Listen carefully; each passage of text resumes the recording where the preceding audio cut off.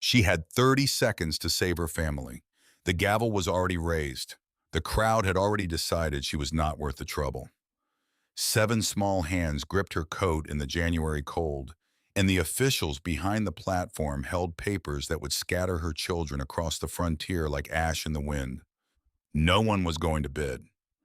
And then a voice cut through the square like a stone through ice. $300. 3 men, brothers, and nothing about that Wyoming morning would ever be the same again. The story does not begin on the auction platform.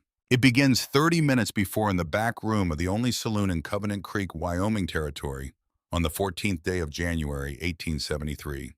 The room smelled of wood smoke and old whiskey and the particular staleness of men who had been indoors too long. A cast iron stove pushed heat into one corner and let the cold keep everything else. Garrett Cole sat at the far end of a plank table with a cup of coffee that had gone tepid before he finished half of it, and he had no intention of going out to the square. He had come down from the mountain for flour salt lamp oil and nothing else. Those were the terms he had set for himself before the 2-day ride down through the high country, terms as clear and unambiguous as a land survey. The homestead needed supplies. He would acquire them. He would not linger. He had made a science out of not lingering in Covenant Creek, out of moving through it the way weather moves through a valley, present for a moment, and then gone, leaving no impression and carrying none away. 10 years on the mountain had made him good at that. The man beside him was a blacksmith named Dawson, broad and ruddy-faced with the cheerful indifference of someone who had never been required to think carefully about anything. Dawson had been talking for the better part of 20 minutes about the auction scheduled for noon in the square, talking the way men talk when they believe their audience is listening, which Garrett was not really until the moment he was. 7 children, Dawson said, reaching for his glass. 7, you hear me, Cole? Who in God's name is going to take on all that? The woman herself is nothing to look at from what I hear. Nothing special at all. He shook his head with the slow satisfaction of someone delivering a verdict. Nobody's going to buy that kind of trouble. Garrett set down his cup. He did not respond. He did not look at Dawson. He sat with his hands flat on the plank table for a moment that lasted slightly longer than it should have, and then he stood, pulled his coat from the back of the chair, and walked out of the saloon into the January cold without explanation or ceremony. He was not an impulsive man. He had built his entire adult life on the architecture of deliberation, on the practice of thinking before acting, of measuring consequence before committing to a course. The war had taught him that. The mountain had confirmed it. Men who acted without thinking in difficult country did not last long, whether that country was a battlefield in Pennsylvania or a Wyoming winter at 6,000 feet. But there were things a man could not sit still for. There were sounds that once heard made remaining seated an act of moral failure rather than patience. 7 children about to be separated like lumber sorted by length, distributed across the frontier, to strangers who would keep them, not because they cared, but because there was work to be extracted, and a woman standing on a platform in the cold, while a crowd of men decided she was not worth the trouble of her own family. Garrett Cole could not remain seated for that. He had tried. He had genuinely tried for the length of time it took his coffee to go cold. Outside, Reed was already at the edge of the square. His younger brother stood with his arms at his sides and his hat in his hands, watching the platform with an expression that Garrett recognized immediately because he had seen it before years ago in the context of very different circumstances. It was the expression Reed wore when he was calculating something he did not want to calculate, when the numbers in front of him added up to something that required him to act against his own preference for stillness and order. Sawyer stood 3 feet to Reed's right with his arms folded across his chest and his jaw set and his eyes fixed on the frozen ground between his boots. He was a man who expressed disagreement with his entire body, and his body at that moment was expressing it clearly. "Don't," Sawyer said without looking up. He knew the sound of Garrett's footsteps. He had known them for 28 years. "Garrett, don't do this." Garrett did not answer. He moved to the edge of the crowd and looked toward the platform. She was standing straight. That was the first thing he saw. Not her face, not her coat, not the seven small figures clustered around her like a constellation oriented toward a single fixed point. He saw the quality of her posture, first the way her spine refused the cold, and the crowd and the humiliation of the situation, with something that was not exactly defiance, because defiance implies anger, and what she was doing did not look like anger. It looked like refusal. Absolute, unhurried bedrock refusal to collapse under the weight of what was being done to her. Garrett had seen that quality before. Not in women, not in drawing rooms or frontier parlors or any of the domestic spaces women were typically assigned. He had seen it in soldiers. Specifically, he had seen it in the soldiers who were most likely to survive things that killed other men, the ones who reached a point where they simply decided that certain outcomes were not acceptable and held that decision in their bodies like a physical posture, like a way of standing that told the world it was going to have to work considerably harder if it wanted them on the ground. She was 32 years old, he would learn later. She looked younger in some ways and older in others, the way people look when difficult years have not worn them down, but instead compressed them into something denser and more essential than they would have been otherwise. The seven children arranged themselves around her the way small creatures arrange themselves around the one thing in a frightening landscape that they know to be reliable. The oldest, a girl of 13 with dark, watchful eyes, stood pressed to her mother's left side. A boy of 11 tried to hold his chin level and nearly succeeded. Four more in descending heights held each other and their mother in various configurations. The smallest, a boy of perhaps 3, had buried his face against the back of her knees and was gripping her coat with both fists. The auction master stood at his podium with the weary efficiency of a man who had done this before and expected to do it again and had long since stopped thinking carefully about what it was he was actually doing. He read from his ledger. He announced the opening figure. He looked at the crowd. The crowd did not respond the way a crowd responds when it intends to act. It responded the way a crowd responds when it has collectively decided that acting is someone else's responsibility. A man near the front said something that produced laughter from the men around him. Garrett did not hear the words clearly from where he stood. He did not need to. He understood the shape of that laughter. He had heard it before in other contexts, and he knew what it meant. It meant that the people producing it had already decided that the person on the platform was not someone who deserved to be treated as a full human being, and they were confirming that decision out loud to each other for the social comfort of shared cruelty. The auction master lowered the figure. The crowd continued not to respond. "Going once," the man said. The oldest girl reached for her mother's hand. The woman gave it without looking down, without adjusting her posture, without any visible acknowledgement that she had felt the small fingers close around hers, except that her own fingers tightened in return. "Going twice."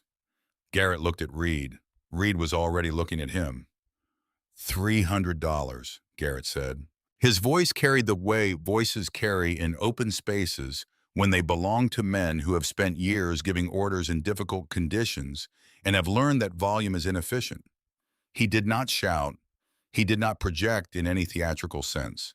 He simply spoke at a register that cut through the crowd noise, the way a good knife cuts through leather clean and without resistance. Every head in the square turned.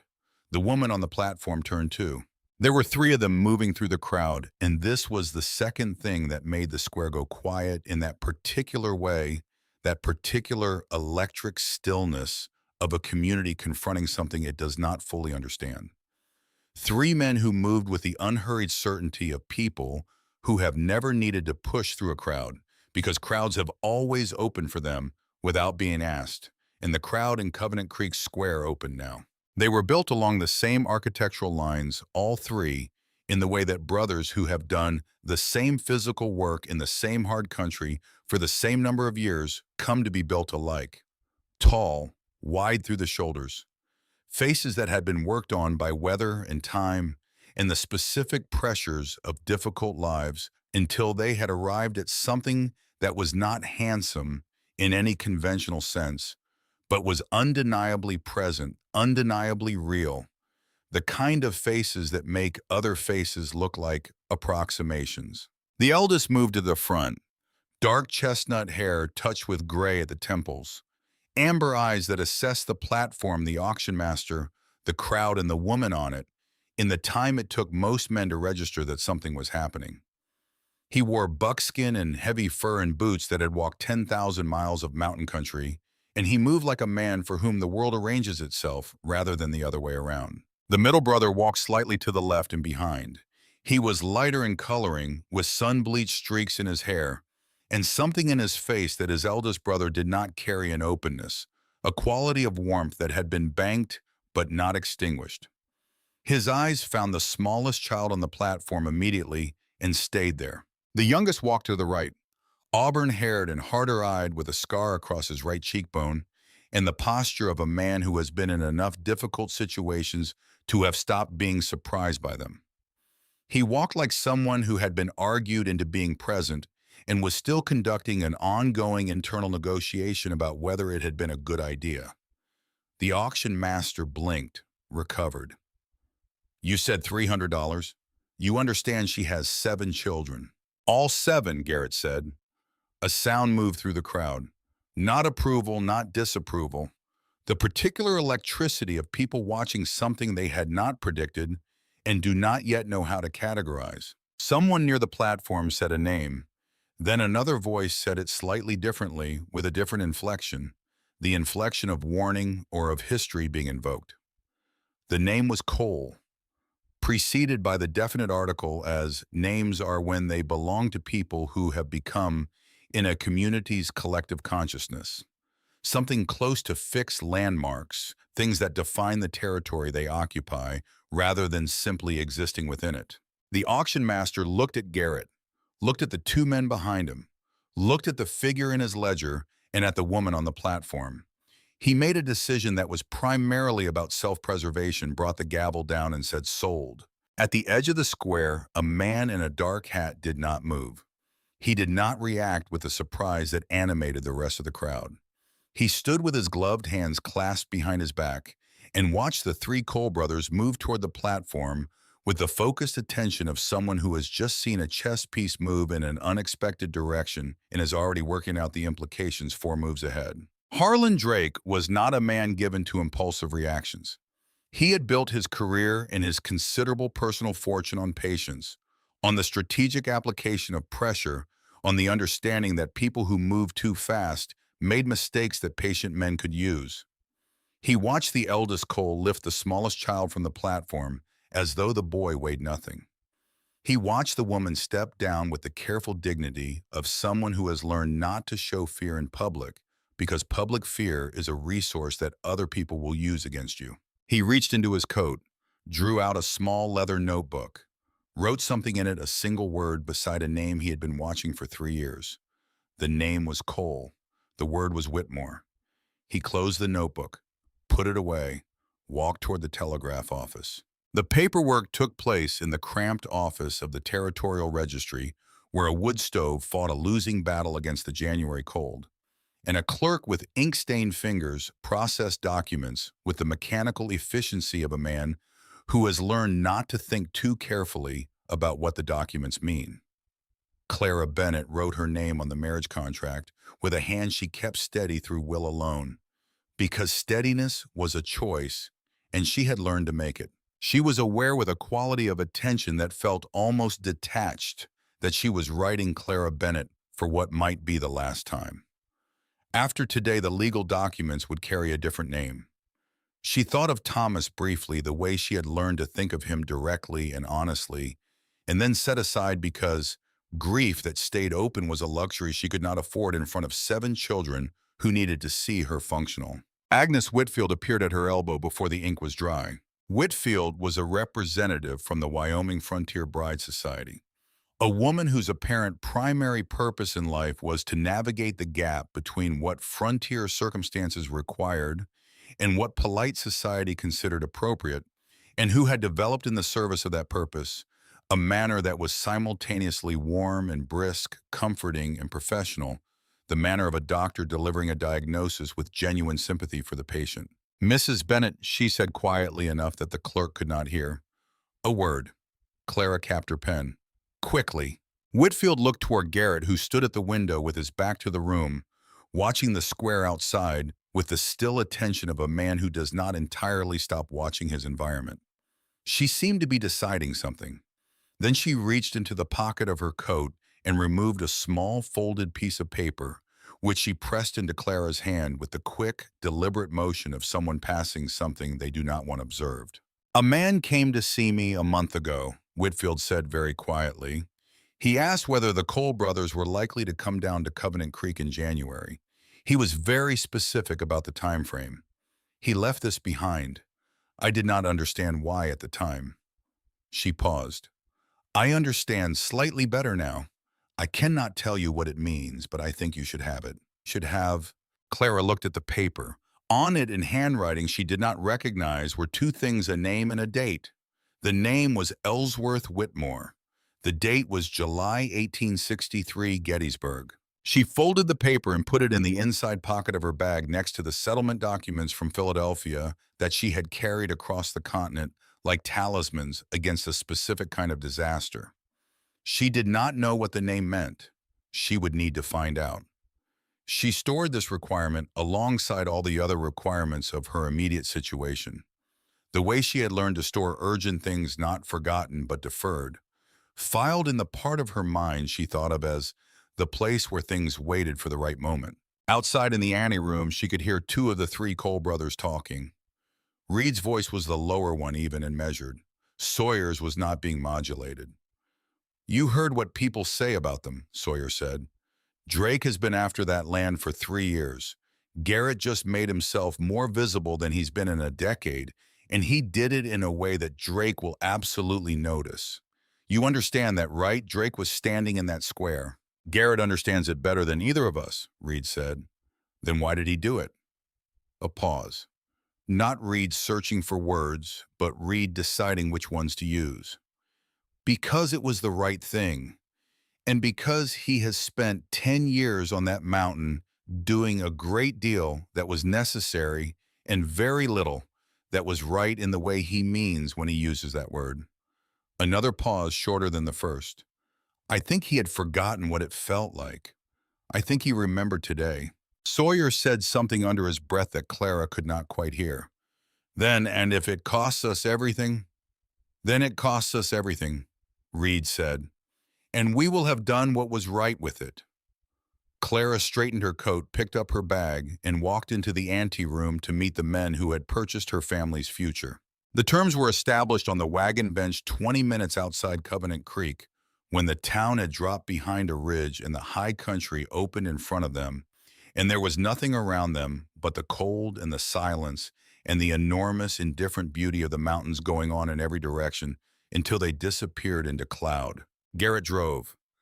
Clara sat beside him with Fletcher on her lap and her hands folded in the space between child and dignity.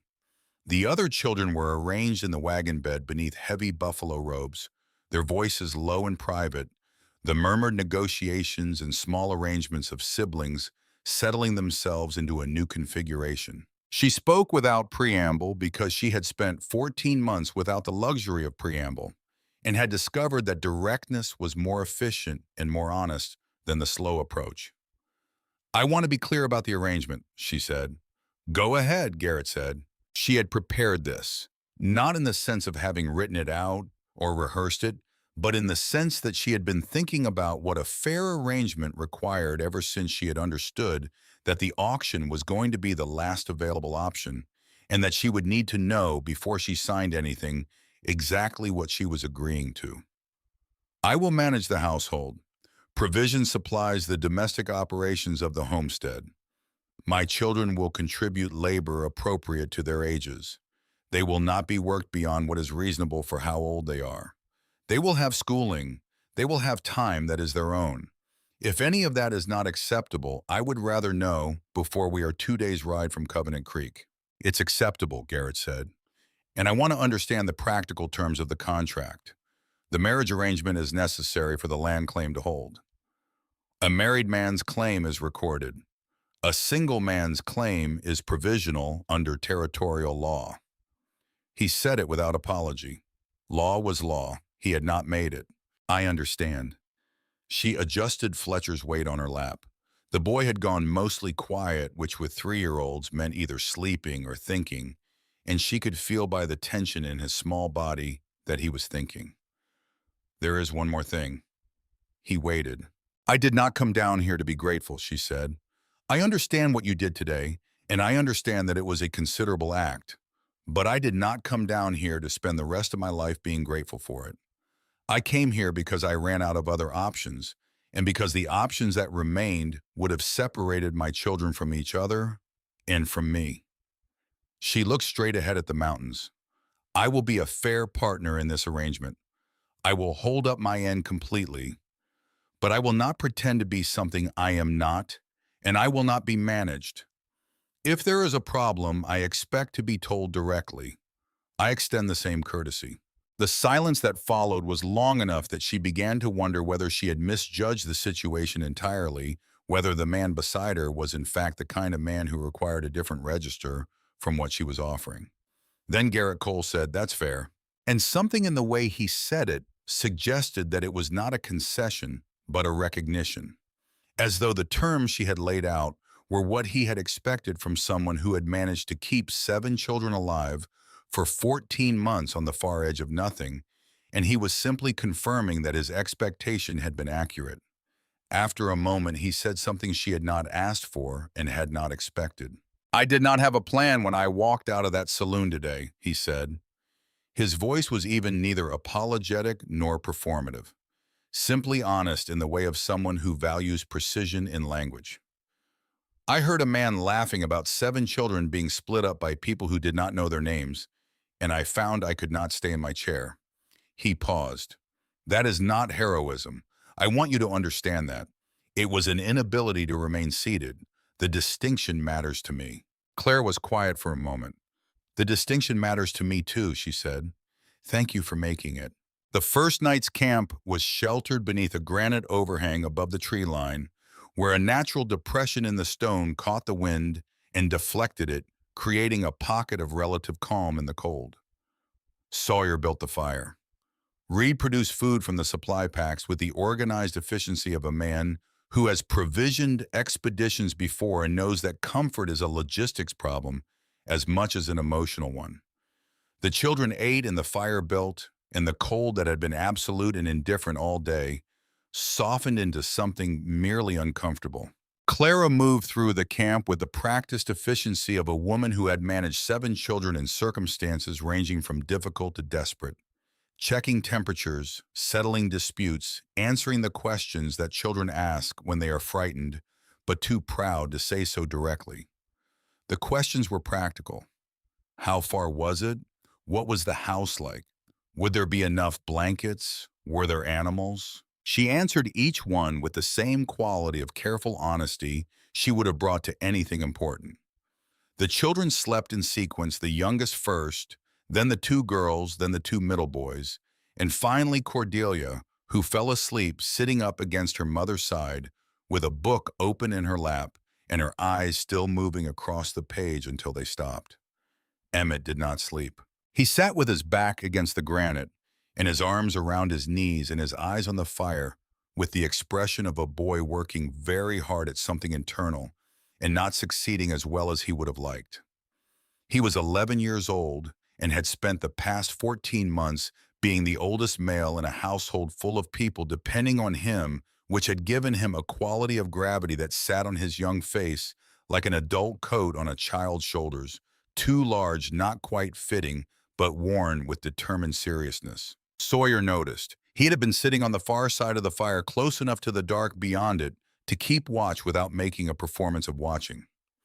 He had been watching the boy for 10 minutes in the peripheral way that people who have spent time in dangerous places learn to watch things without looking directly, without drawing attention to the watching. He stood, moved around the fire, sat down beside Emmett without asking permission or announcing his intention with the casual directness of someone who has decided that the most efficient path between 2 points is the shortest one. Emmett looked at him sideways. Sawyer said nothing for a while. The fire crackled. Somewhere above them, the wind moved through the high timber with a sound like breathing. I could not sleep either, Sawyer said. My first night in a mountain storm, I was 21 years old and I lay awake the entire night listening to the wind and planning for things that never happened. Emmett said nothing, but he was listening. The problem with being in new country, Sawyer continued, his voice low and unhurried, the voice of a man talking to himself as much as to anyone else, is that you do not know yet which sounds are dangerous and which ones are just the place being itself. You spend a lot of energy being alarmed by things that do not require alarm. It gets easier when you have been there long enough to know the difference. How long does that take? Emmett asked. Depends on how fast you listen. Sawyer looked at the fire. Your job right now tonight is to sleep. That is the whole job. When you have slept, there will be other jobs. I will show you what they are if you want to learn. Emmett looked at him with the careful assessment of a boy who has learned not to trust offers too quickly.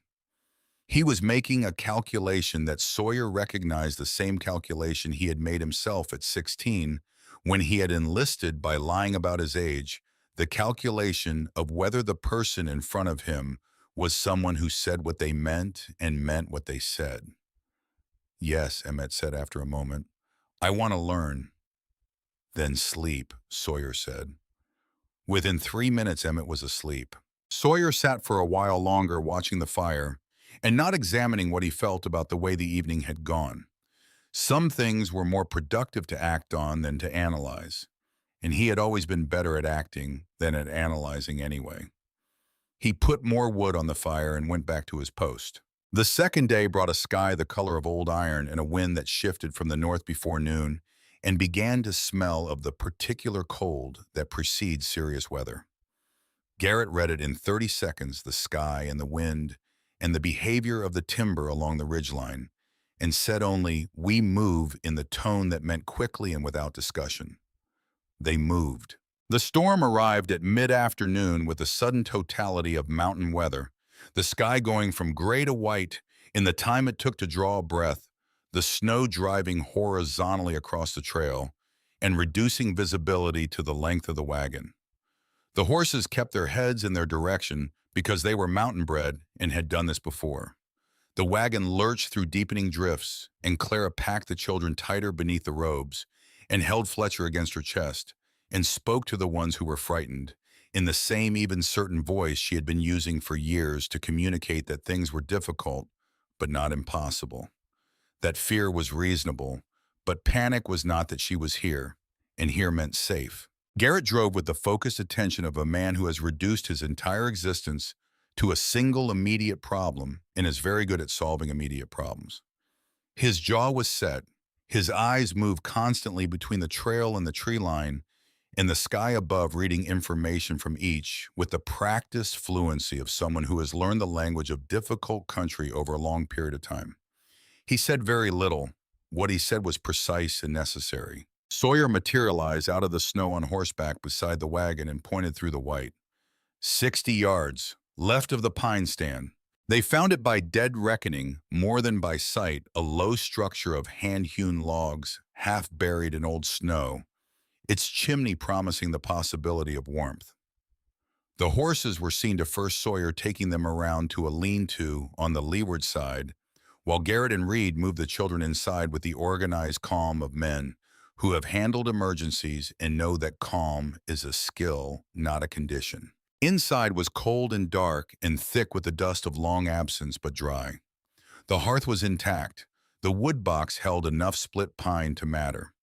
Garrett had fire going before Clara had finished settling the youngest children, working with the practiced economy of a man for whom fire is a fundamental skill rather than an occasional convenience. Reed moved through the children, methodically checking hands and faces for cold asking questions in a voice calibrated to produce honest answers rather than perform reassurances. He had the manner of someone who has done this before in a professional capacity and has not forgotten how. The fire built, the cabin warmed by increments. The children went from frightened to quiet to drowsy in the sequence that cold and warmth in the aftermath of fear produce in young bodies. Clara sat near the fire when the children were sleeping and did what she did when there was nothing else requiring her immediate attention. She thought. She organized. She measured the situation from multiple angles the way a surveyor measures ground, not to feel better about it, but to understand it clearly enough to act correctly. She had two children of concerned Fletcher who had a slightly elevated color that might be the beginning of a cold, or might be the simple flush of a 3-year-old who had spent several hours in the wind, and Lily, who had not spoken since they entered the cabin and was sleeping with the quality of sleep that is less rest than escape. She had a husband she did not know, sleeping sitting up against the door with his rifle across his knees, because someone needed to keep watch, and he had simply decided without asking anyone else's opinion that it would be him. She had a note in the inside pocket of her bag with a name on it that she could not yet interpret. And she had two other men who were part of whatever the situation was, brothers of the man she had married that afternoon, neither of whom she understood yet, but both of whom she was beginning to read in the way that practical people read unfamiliar situations by watching what they did rather than what they said.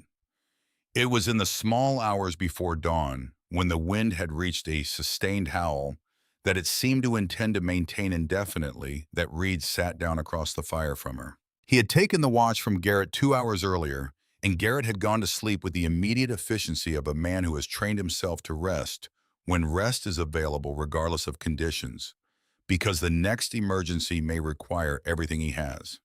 Reed had checked the children, added wood to the fire, assessed the cabin's structural integrity against the wind load on the roof, and then sat down and looked into the fire with the expression of a man who is not quite asleep and not quite awake, but somewhere in the private country between them. "You lost someone," Clara said quietly. It was not an accusation. It was not precisely a question. It was an observation offered the way she offered most things, directly and without embellishment. Reed looked up. Something moved across his face, a quick adjustment, the expression of a man who is accustomed to composing his face into a certain shape before letting people see it, and had been caught a moment before he could do so. "My wife," he said. 3 years ago. Her name was Martha, and the child." He stopped. "We had been married 2 years. Clara looked at the fire.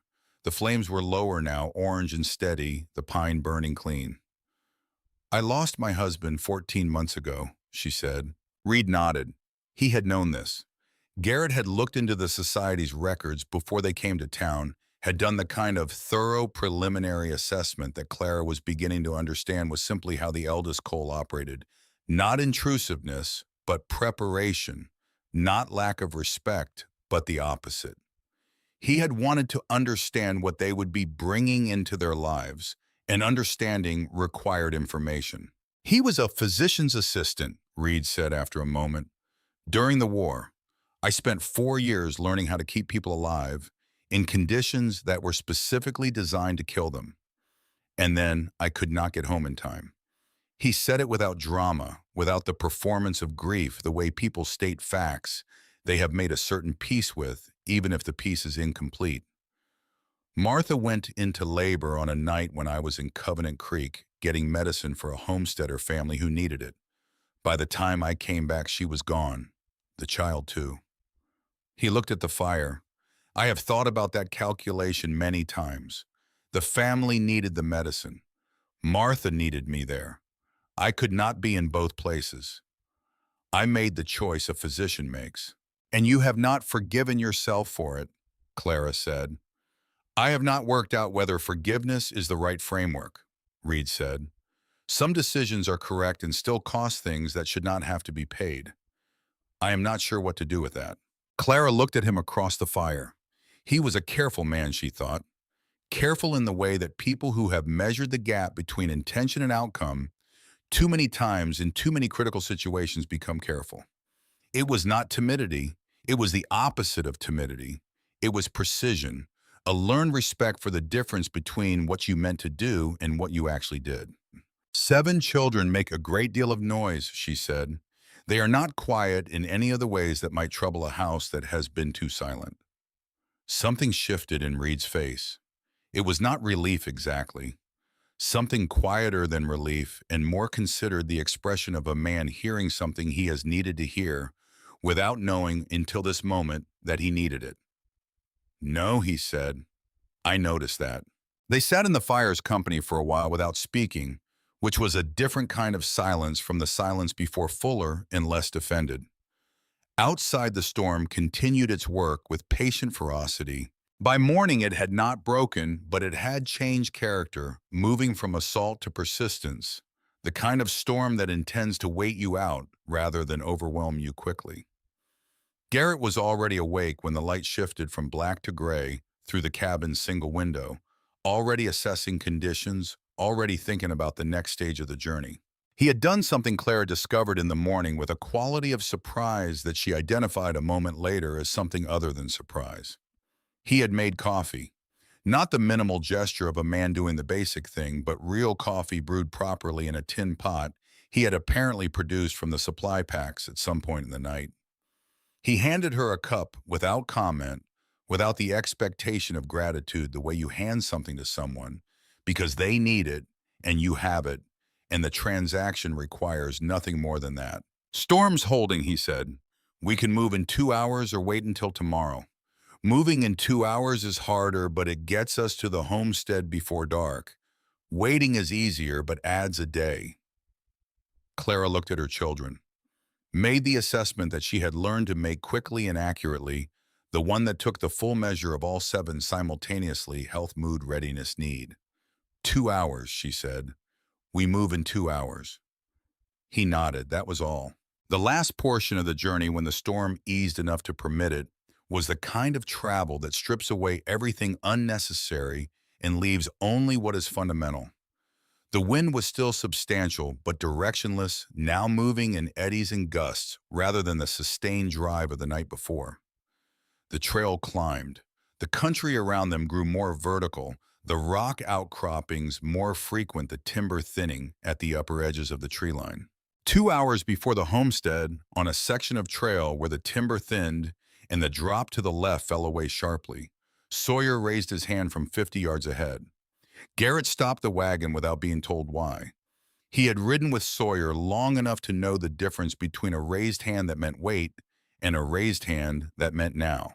3 riders came out of the tree line on the right side of the trail and pulled up across their path with the easy confidence of men who have chosen their ground carefully and know it.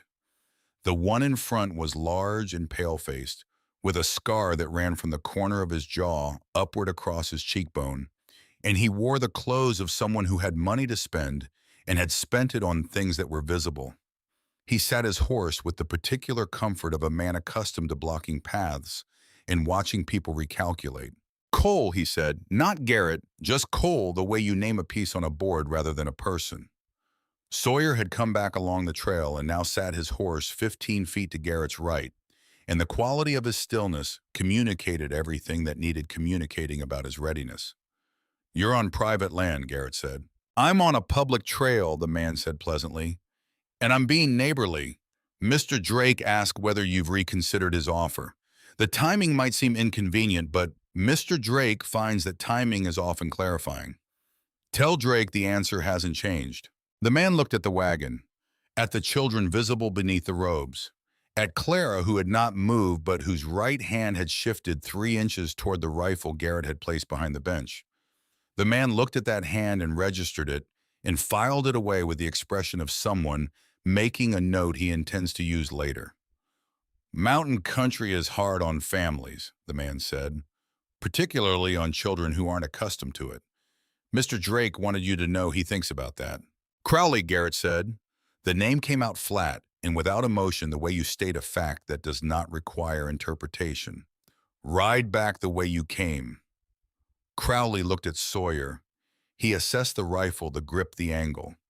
He recalculated something. "Give Mr. Drake my best," he said, and turned his horse, and the 3 riders moved back into the timber without haste, which was more deliberate than hurrying would have been. The trail was empty again.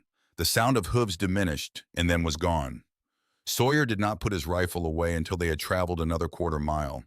Clara sat with her hands still near the rifle she had not touched, and she did not say anything, and she filed the name Crowley in the same place she filed everything that was not yet fully understood but would need to be. And then, 1 hour before the light began to fail, They came around a granite ridge that had been blocking the view ahead for the last 3 miles of switchbacks, and the country opened below them with an abruptness that was almost theatrical.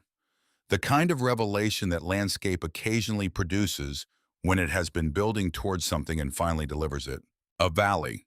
Not large, not dramatic by the standards of the mountains surrounding it, but complete in the way that certain places are complete, as though everything present is exactly what should be present, and nothing has been added or omitted carelessly. Ringed by spruce and pine on 3 sides, and backed by a wall of red sandstone on the fourth that caught the last of the winter light and turned it the color of embers. A meadow lay under its winter covering, broad and gently sloped, and even beneath the snow, the contour of it suggested summer productivity, good grass, good drainage, the kind of ground that rewards the work put into it.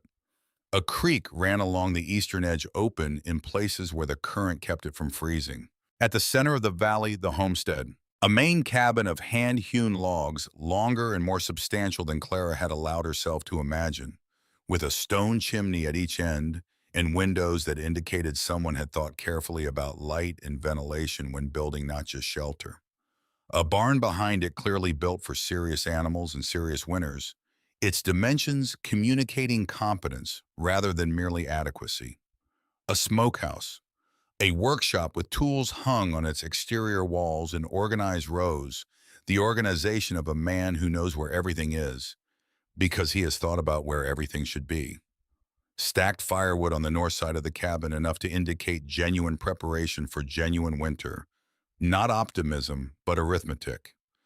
A fenced pasture where 3 horses and 2 cattle stood in the snow with the philosophical calm of animals that have seen many winters and expect to see more. "Oh," said Lily, 1 syllable, everything in it.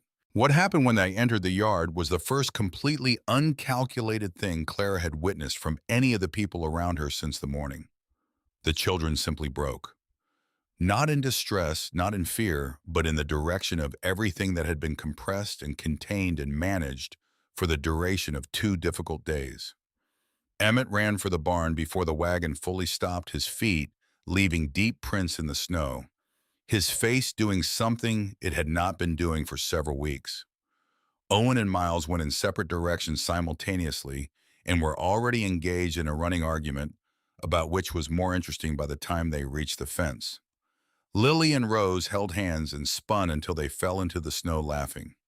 Cordelia stood in the center of the yard and turned in a slow, complete circle, taking everything in with the methodical attention she brought to anything she considered important. And when her face came around to face her mother, it was doing something Clara had not seen on it in 14 months. It was a face that had set down something heavy only for a moment, only tentatively, but set it down nonetheless. Fletcher stood directly in front of the cabin door and looked up at the building above him with the solemn deliberateness of a 3-year-old arriving at a serious conclusion. "House," he said, with the satisfaction of a verdict delivered after careful consideration. Garrett held the door and stepped aside for Clara to enter first. She stood inside the threshold for a moment and took it in. Rough, certainly. Unambiguously functional. The kind of interior that had never been arranged for aesthetics, but had been arranged with great care for something more important. The ability to find everything quickly, to move efficiently, to do the work that needed doing without the environment creating additional problems. A large main room centered on a stone fireplace adequate to heat the space in serious cold. A kitchen section with a proper iron range, a larder visible through an open door, a table large enough to seat 10 people. Solid furniture hand-built without ornament, but without cheapness. Clara noticed the table had exactly enough chairs. She noticed other things as well. The careful way the tools near the hearth were arranged. The quality of the woodwork on the window frames. The small details that accumulate into a portrait of the person who built and maintained a place. The way a man's character is legible and how he keeps the things that are his. "The back rooms," Garrett said from behind her. He was holding his hat in both hands and looking at a point slightly past her left shoulder, and she understood from the hat and from the quality of his stillness that he was a man who said what he meant to say precisely because he did not want to be misunderstood about important things. 2 bedrooms. You and the children in the back. Myself and my brothers take the loft or the barn when weather permits." He paused, a breath. "The arrangement is what was stated in the contract. I want there to be no question about that." Clara looked at him directly. He met her eyes and held them steady and clear. The eyes of a man who has decided that honesty is more efficient than performance. "I appreciate that," she said, "and I will hold up my end completely." Something in his posture changed. Not dramatically, not in any way that announced itself, but the particular quality of careful self-containment he had been carrying shifted slightly like a structure settling after long uncertainty about the ground beneath it. "Good," he said. He put his hat back on. "Then let's get the children fed and the horses seen to and figure out what needs doing." Outside the valley held its winter quiet around the sound of 7 children discovering a new world. The mountains stood at their posts, the creek spoke in the places where it was still moving, and the smoke from the cabin's chimney rose straight into the cold, still air, which meant the wind had finally stopped, which meant the storm was done, which meant tomorrow would be clear. There was work to do in the morning. Good work, the necessary kind. Clara Bennett, who had stood on an auction platform with 30 seconds between her family and its dissolution, who had kept 7 children alive through 14 months of conditions that would have broken a great many people, who had learned through accumulated hard experience the difference between what looks like survival and what actually has stood in the doorway of a cabin in a Wyoming valley and felt something that she did not name immediately. She did not name it because naming things too early is how you get them wrong. She had learned that too. But she felt it. Somewhere between the warmth of the fire and the sound of her children laughing in the snow and the look of a man holding his hat and trying to say what he meant without saying more than he meant. She felt the very first edge of something that was not the desperate holding on she had been doing for 14 months. Something that might, given time, in the right conditions, become something else entirely. She turned back into the cabin and began to learn where everything was. A homestead reveals itself slowly. This was something Clara had not anticipated, the way a place discloses itself in layers, the way each week of living somewhere strips away another surface and shows you something more essential beneath it. She had thought she understood the homestead when she first walked through its door. She had cataloged its dimensions, its furnishings, its practical arrangements, the quality of its construction, and the logic of its organization. She had thought that was understanding. She was wrong about that, as she was occasionally wrong about things when she moved too quickly through her own certainty. The homestead of the Cole brothers was not a place that gave itself up in a single viewing. It was a place that had been built with intention over nearly 8 years by 3 men who each understood it differently and who had each contributed something of themselves to it, until what stood in that Wyoming valley was not simply a structure, but a kind of accumulated portrait, a record of how 3 particular people moved through the world and what they valued and what they feared losing and what they had already lost. The first weeks were the weeks of learning. Clara learned the larder and its logic, which was substantial, and carefully considered the inventory of a man who had provisioned against serious winters and knew precisely what margins of error the high country permitted.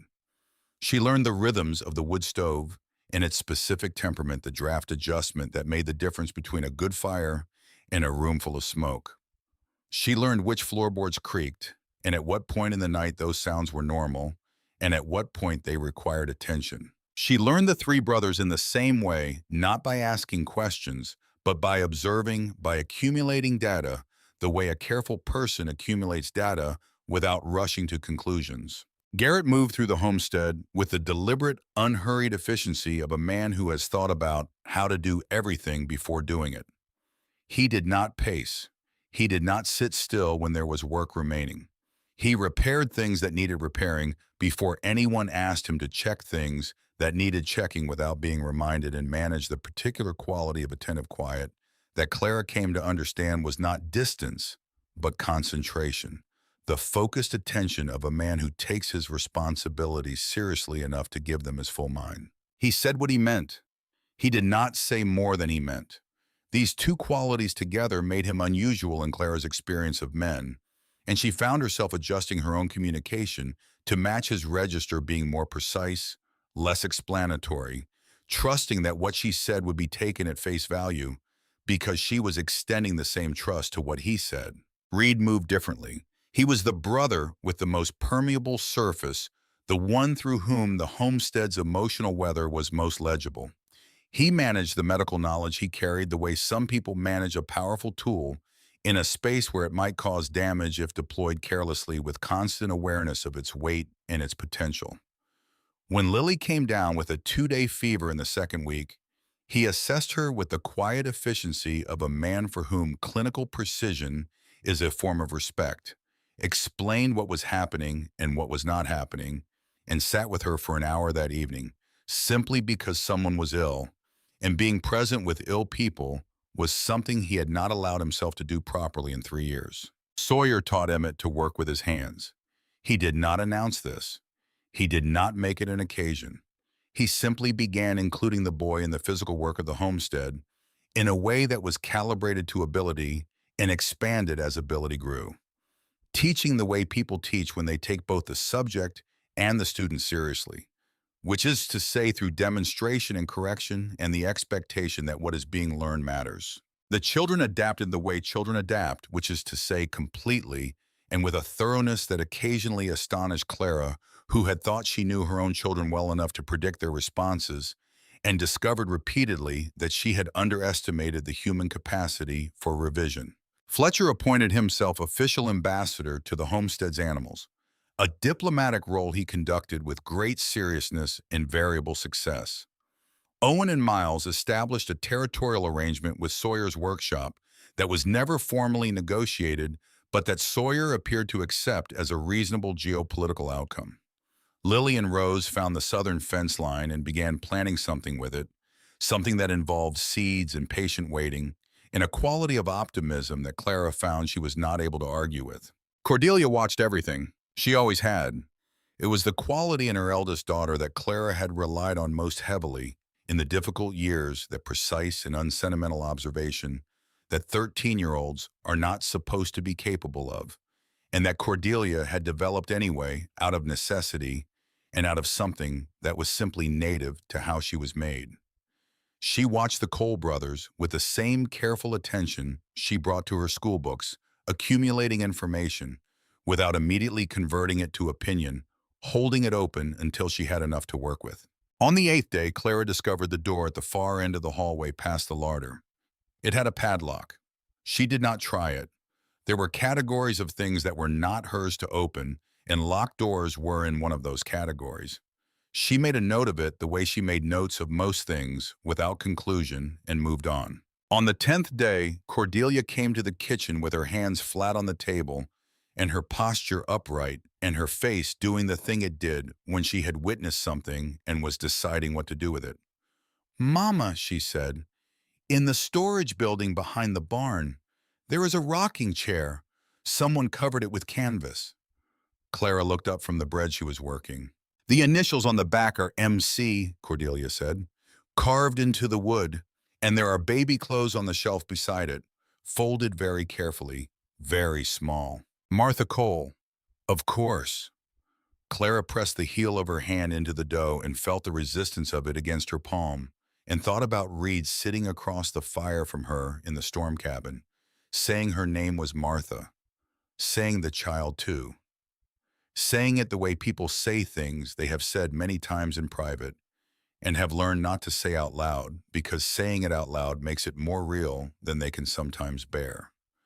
The locked door at the end of the hall, the padlock that had been on it for 3 years, the whole shape of it made sense now in the quiet way that difficult truths make sense when the final piece arrives. "That is not our grief to examine," Clara said. "It belongs to someone else." Cordelia nodded. She understood the distinction. "But I want you to continue doing what you did," Clara said, "noticing things.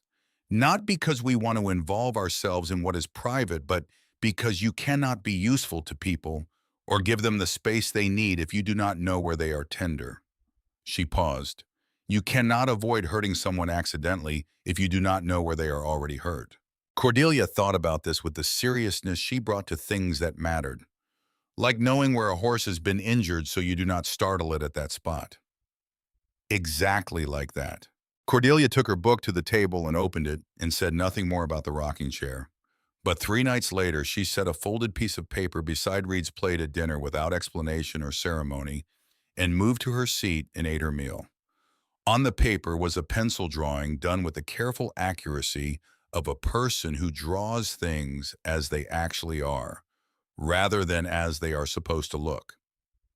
A table, 10 people around it. One of the larger figures in the drawing wore a coat that anyone in the household would have recognized. Reed looked at the drawing for a long time. Then he folded it once and put it in the breast pocket of his shirt directly over his heart and said nothing, and the meal continued around him. The anonymous letter arrived on the last day of the third week, carried up the mountain with a weekly supply rider from Covenant Creek, along with a letter for Garrett from Cyrus Webb regarding the progress of the land claim dispute. Webb's letter was progress in the legal sense, which meant incremental and careful and not yet decisive.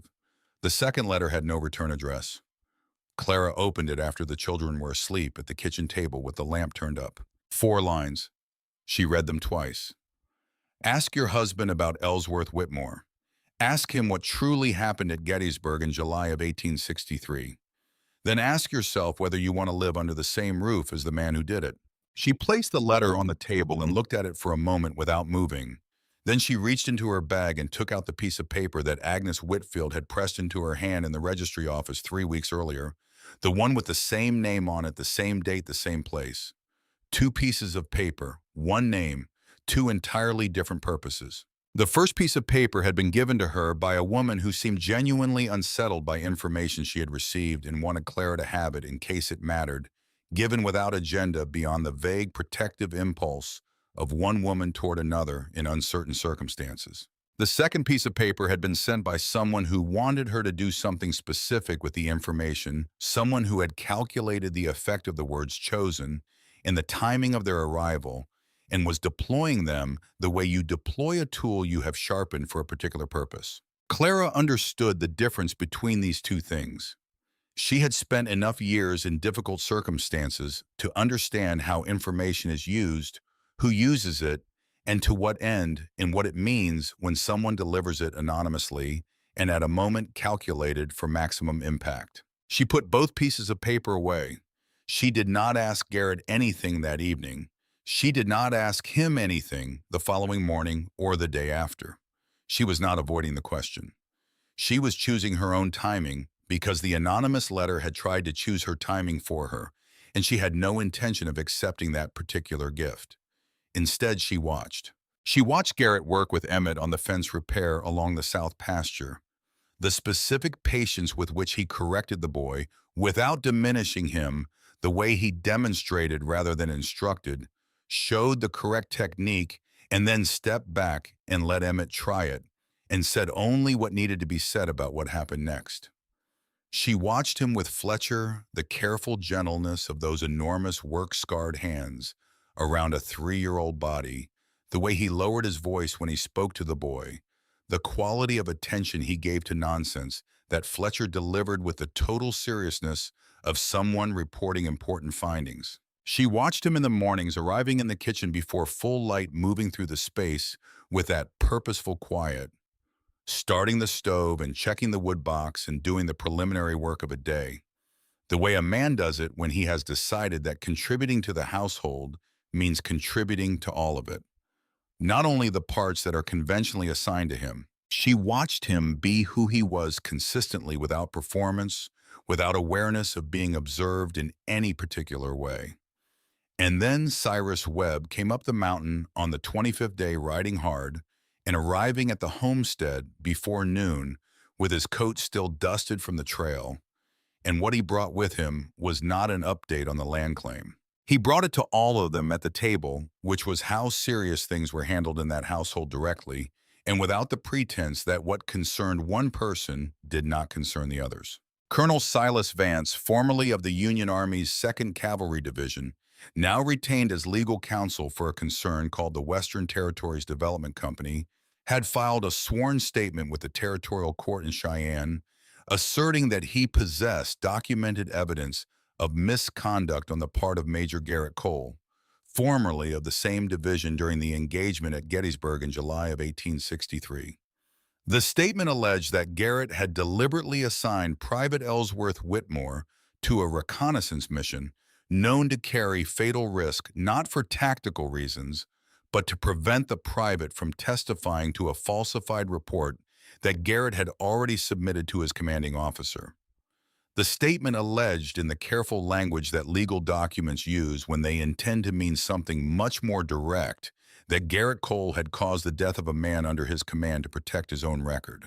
Webb laid out the implications methodically because Webb was the kind of lawyer who believed that people were better served by accurate information than by comfortable misrepresentation. A court-martial investigation, if Vance's statement was accepted, could result in the voiding of Garrett's veteran status, and with it the primary legal basis of the land grant. Beyond that, the criminal implications of the allegation were serious enough to warrant federal attention, and federal attention in the Wyoming Territory had a quality of momentum that was difficult to redirect once established. When Webb finished speaking, the room was quiet. Garrett sat at the table with his hands in front of him. He did not look at Webb. He did not look at his brothers. He looked at his hands flat on the worn pine surface of the table and said nothing for long enough that the silence itself said something about the nature of what he was sitting with. "How much of it is true?" Reed said. He said it quietly with no accusation in it, with the tone of a man asking a question he needs answered and trusting that the answer will be honest. Garrett looked up. He looked at his younger brother directly. "I sent Whitmore on that mission. His death was a direct result of that order." He paused. "The rest of it is a lie. There was no falsified report. There was no arrangement. Whitmore was the best soldier in my company, and I sent him because the situation required the best soldier I had." "Then that is the truth," Sawyer said. "The truth requires proof," Webb said. "Vance has documentation. Courts look at documentation first." The evening after Webb departed, Clara found Garrett in the barn. He was working on the gray horse he called General, moving the brush across the animal's back with the slow, repetitive motion of someone who is present in body while the mind works somewhere else. The barn was warm with animal heat and the smell of hay in the specific comfortable darkness that barns have at night, close and practical, cut only by the lantern hanging from the center post. Clara set both pieces of paper on the rail in front of him. "I need to hear about Ellsworth Whitmore," she said. "Everything." He stopped brushing. He read the anonymous letter. He read the paper from Whitfield. He set them down and was quiet for a moment, not avoiding the conversation, but arriving at it deliberately the way he arrived at everything. "How long have you had these?" he said. "The second one 3 weeks. The first since Covenant Creek." He looked at her. "You waited. Someone who does not want to be known sent me information at a time they calculated would be most damaging. I chose my own timing." She met his eye steadily. "I am choosing it now." He told her. Ellsworth Whitmore was 18 years old and from a county in Georgia that had voted to remain in the Union, and he had enlisted because his county had, and because he believed in something larger than what was immediately in front of him. He was the best soldier in Garrett's company, not because he was the strongest or the most aggressive, but because he thought, and in combat, the soldiers who think are the ones who keep other soldiers alive. The mission on the second day of July 1863 was reconnaissance. The question was whether there was an enemy force positioned in ambush along the eastern ridge before Garrett committed 47 men to an advance that would be catastrophic if it ran into concealed opposition. 4 men in the company could have performed the mission. Whitmore had the highest probability of surviving it because he was fast and because he read terrain the way experienced soldiers read terrain, which is as language rather than landscape. Garrett sent him. He sent him because the alternative to sending his best man into a dangerous situation was sending his best men into a worse situation without the information that the reconnaissance would provide. There was an ambush. Whitmore did not return. "The information he gathered was sufficient," Garrett said. His voice was even the voice of a man who has said what he is saying many times in his own head over a long period of time and has learned to say it without the voice breaking, which is a different thing from being without feeling about it. I was able to redirect the company. 47 men survived the day because of what Whitmore confirmed with his life. The arithmetic is clear. And the arithmetic does not make it settle, Clara said. No, he said, it does not. He set the brush down on the rail. He looked at the lantern rather than at her. He told me once about a dog his family had. Brown dog, middle-sized name was Biscuit. He said when the war was over, the first thing he was going to do was go home and find that dog. Garrett was quiet for a moment. Biscuit waited for someone who did not come back. Clara looked at the man across the rail from her. Not a monster, not a saint. A man who had made the only defensible decision available to him in an impossible situation and had been paying the interest on it ever since. Not because the decision was wrong, but because right decisions in terrible circumstances still carry weight, and the weight does not diminish with time, only becomes more familiar. What does Vance say about the falsified report? She asked. There was no falsified report. Drake needs Vance because the land dispute has failed twice in court, and he needs something that creates enough uncertainty to give his people room to maneuver. Garrett's jaw was set. It is not about Whitmore. It never was. It is about moving us off this land by any means available, and when legal means fail, other means are tried. Clara reached across the rail and picked up both pieces of paper. She held them for a moment, then looked directly at him. I have been watching you for nearly a month, she said. I have watched how you work with Emmett and what you do and do not say when he makes a mistake. I have watched you with Fletcher, and I have watched you fix things that needed fixing before anyone asked you to, and I have watched you be who you are with consistency when no one was paying particular attention. She paused. The person I have watched for a month is consistent with the person you have just described at Gettysburg, and the person in this anonymous letter is consistent with neither of them. He looked at her.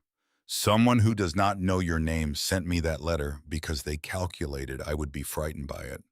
I am not frightened by it. She set it on the rail beside the lantern. I am telling you this not to comfort you. I am telling you because you need to know who is standing on your side of this and what they are standing there with. Thank you, he said. It came out differently from how he usually said things, without the usual precision, as though the words had bypassed the part of him that filtered language for accuracy. Clara picked up the papers from the rail. She said nothing. She went back to the cabin. The silence that had existed in the barn after she left was different from the silences that had preceded it. Fuller, less defended. The quality of silence that exists between people who have said what was true and are letting it occupy the space it needs to occupy. The truth still requires proof, Garrett said to himself, to the horse, to the cold Wyoming night beyond the barn walls. It was Sawyer who broke the arrangement that held 3 days later. He went to the barn where Garrett was working and said what he had been not saying since Covenant Creek. Sell the land to Drake, he said. Take the money. Go somewhere else. Start over. Garrett put down what he was holding, turned to face his youngest brother. I know how that sounds, Sawyer said, and he was not being evasive.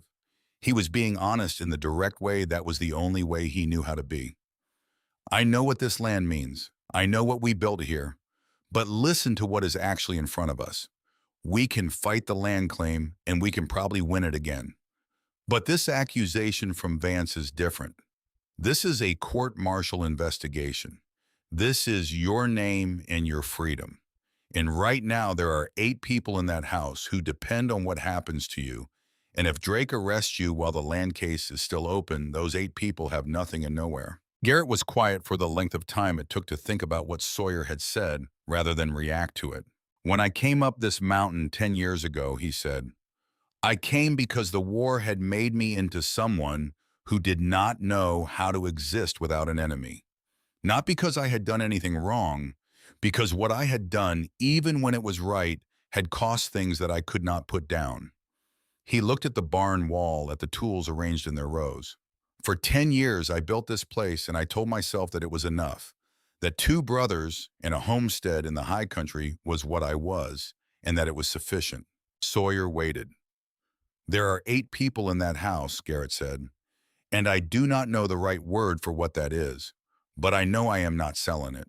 Not the land, not what I have found on it. He looked at his brother directly.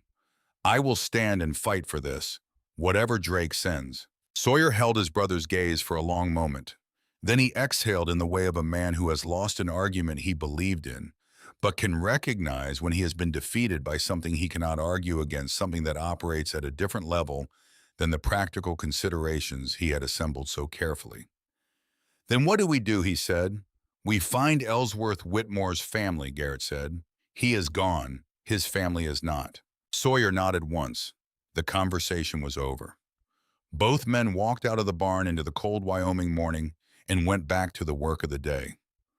What no one had time to prepare for was Drake's next move, because Drake did not operate on a schedule that allowed for preparation. On the morning of the 32nd day, 4 federal marshals arrived at the homestead with a warrant signed by a temporary judge that Drake had positioned in the absence of Judge Alderman, who had been suspended pending review. The warrant cited Vance's sworn statement. It cited charges that fell under the jurisdiction of federal military law. It cited in the careful language of documents designed to be unchallengeable on their face sufficient cause for the immediate detention of Garrett Cole, pending investigation. Drake came with them. He stayed back from the door outside the gate, watching the proceedings with the attentive calm of a man supervising something he has planned carefully and expects to unfold according to plan. But he approached Clara. He did this while the marshals were reading the warrant to Garrett, while Reed and Sawyer stood at angles that communicated what they were feeling without tipping over into the kind of action that would make things worse while the children were inside the cabin with Cordelia, who had understood what was happening before anyone told her, and had moved them there herself with a quietness that Clara would think about for a long time afterward. Drake came to where Clara stood in the yard, and he spoke with the measured reasonableness of a man who has practiced being reasonable so long that it has become a kind of performance smooth and consistent and ultimately hollow in the way of all performed things. Mrs. Bennett, he said, I am not your enemy. I want you to understand that. I have been attempting to purchase this land at a fair price for 3 years. The Cole brothers have refused every approach. What is happening this morning is the consequence of that refusal, and it is not something I wanted.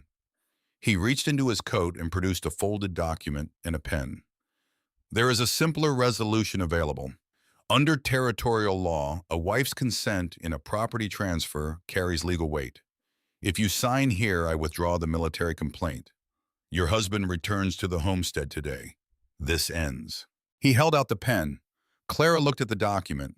She looked at the pen. She looked at Drake's face, which was patient and composed and entirely confident in its own reasonableness. She looked at Garrett across the yard, who stood with the marshals and was not looking at her. Not because he was unaware of what was happening near the gate, but precisely because he was acutely aware of it and had decided that whatever she decided had to be hers, that this was not a moment for signals or pressure or the language of expectation. No, Clara said. Drake held the pen steadily. He did not blink. You understand what this means for your husband, he said. I understand that if you can withdraw the complaint simply by having me sign a paper, then the complaint is not what you have represented it to be, Clara said. Real charges are not dissolved by property agreements. What you are offering is evidence of what this actually is. She looked at him directly. You should go now. Your marshals have what they came for. For a moment, something moved in Drake's expression. Not anger, something more cold and calculated than anger, the recalculation of a patient man who has encountered something he did not account for and is already deciding what to do next. He folded the document, put it away, walked back toward the gate. Garrett was brought out of the homestead yard on horseback, his hands free because the marshals had assessed him correctly as a man who would not require restraint if he had given his word that none was necessary and he had given his word. Before they reached the gate, he looked at Clara. Only that a look not long, the kind of look that contains what extended conversation would only approximate. "Thank you," he said. "Don't thank me," she said. It was the same thing he had said to her on the wagon bench the first day. She said it with the same tone he had used, the tone of equals conducting business that does not require gratitude because it is simply what is owed. Something happened at the corner of his mouth. Not quite a smile. The precondition of one. "I will not," he said. He rode out with the marshals. The gate closed. Sawyer stood beside Claire in the yard, watching the direction Garrett had gone for a long time, after the riders were no longer visible. "We will get him back," Sawyer said. Clara noticed the word he had chosen. Not I, not Garrett's brothers. The word he chose was "we," and she was included in its perimeter, and this was the first time that had been true. She thought about what that word meant. Then she went inside to check on the children. The letter from Georgia arrived 12 days later, carried up the mountain by the supply rider who handled the weekly run from Covenant Creek. The envelope was battered from a long journey and addressed in the careful handwriting of someone for whom writing was a deliberate effort rather than a casual one. The postmark was from a town called Dalton. The writer was Eleanor Whitmore. She was 71 years old and Ellsworth had been her son, and she had been told by her daughter that a letter had arrived from Wyoming asking about him, and she had read it 3 times before she decided to write back. Clara read the letter at the kitchen table with Reed sitting across from her because Reed had been the one to send the inquiry to the Military Records Office and the inquiry to the Veterans Aid Society and the carefully worded letter to the Whitmore family address that they had found through the regimental records Webb had located in Cheyenne. He had done all of this methodically and without announcement, the way he did most things, and when the letter from Georgia arrived, he was present to hear what it said. Eleanor Whitmore wrote that her son had spoken of Major Garrett Cole in his letters home as the finest commanding officer he had served under, a man who did not give orders carelessly and who understood that the soldiers under his command were people with families and futures and not simply resources to be expended.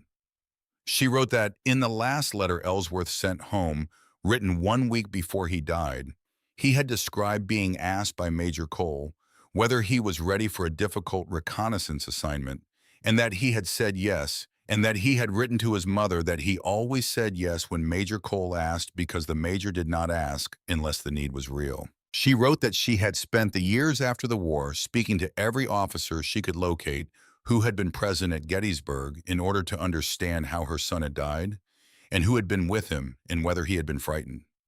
She had kept careful records of who she had spoken to and what they had told her.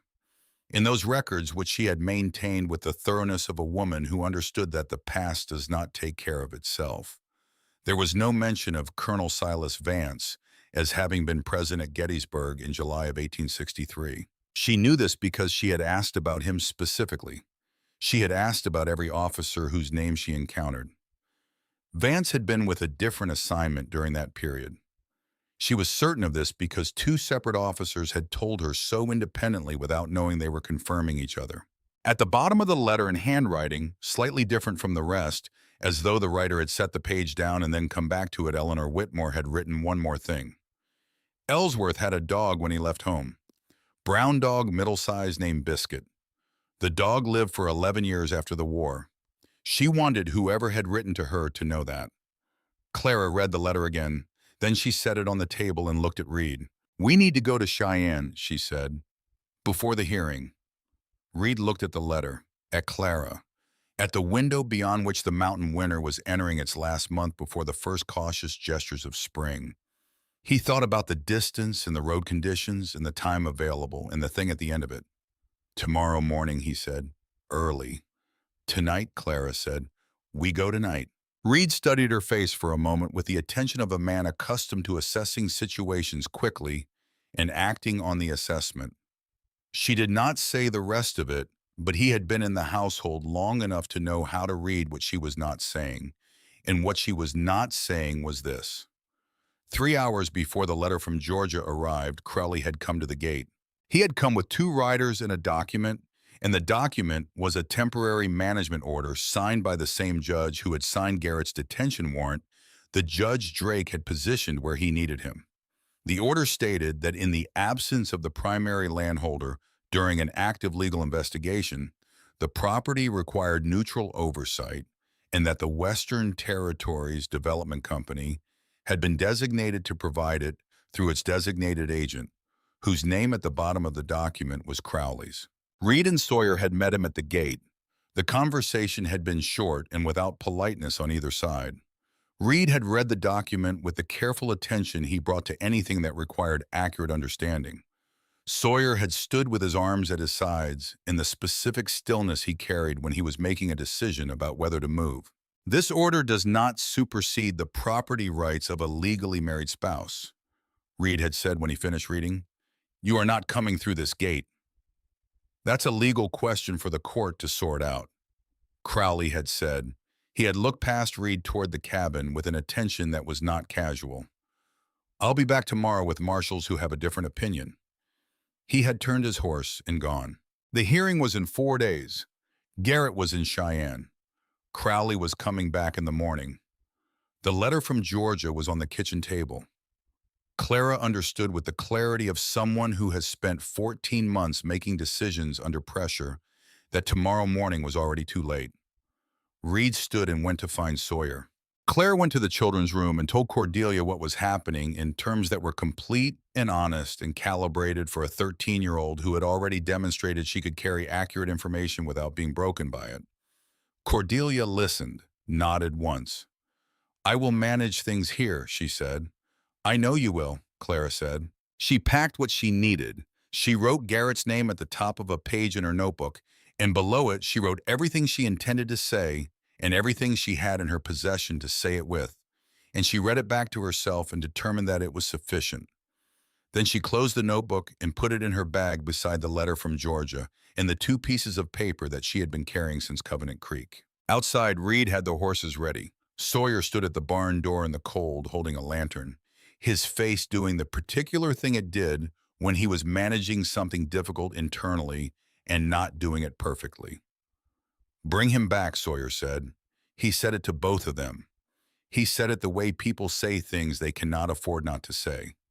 Yes, Clara said. She mounted and turned her horse toward the trail, and the homestead fell behind her in the dark, and ahead of her were the mountains and the miles between here and Cheyenne, and a courtroom where a man who had sent her a cup of coffee in a storm cabin was waiting for someone to tell the truth on his behalf.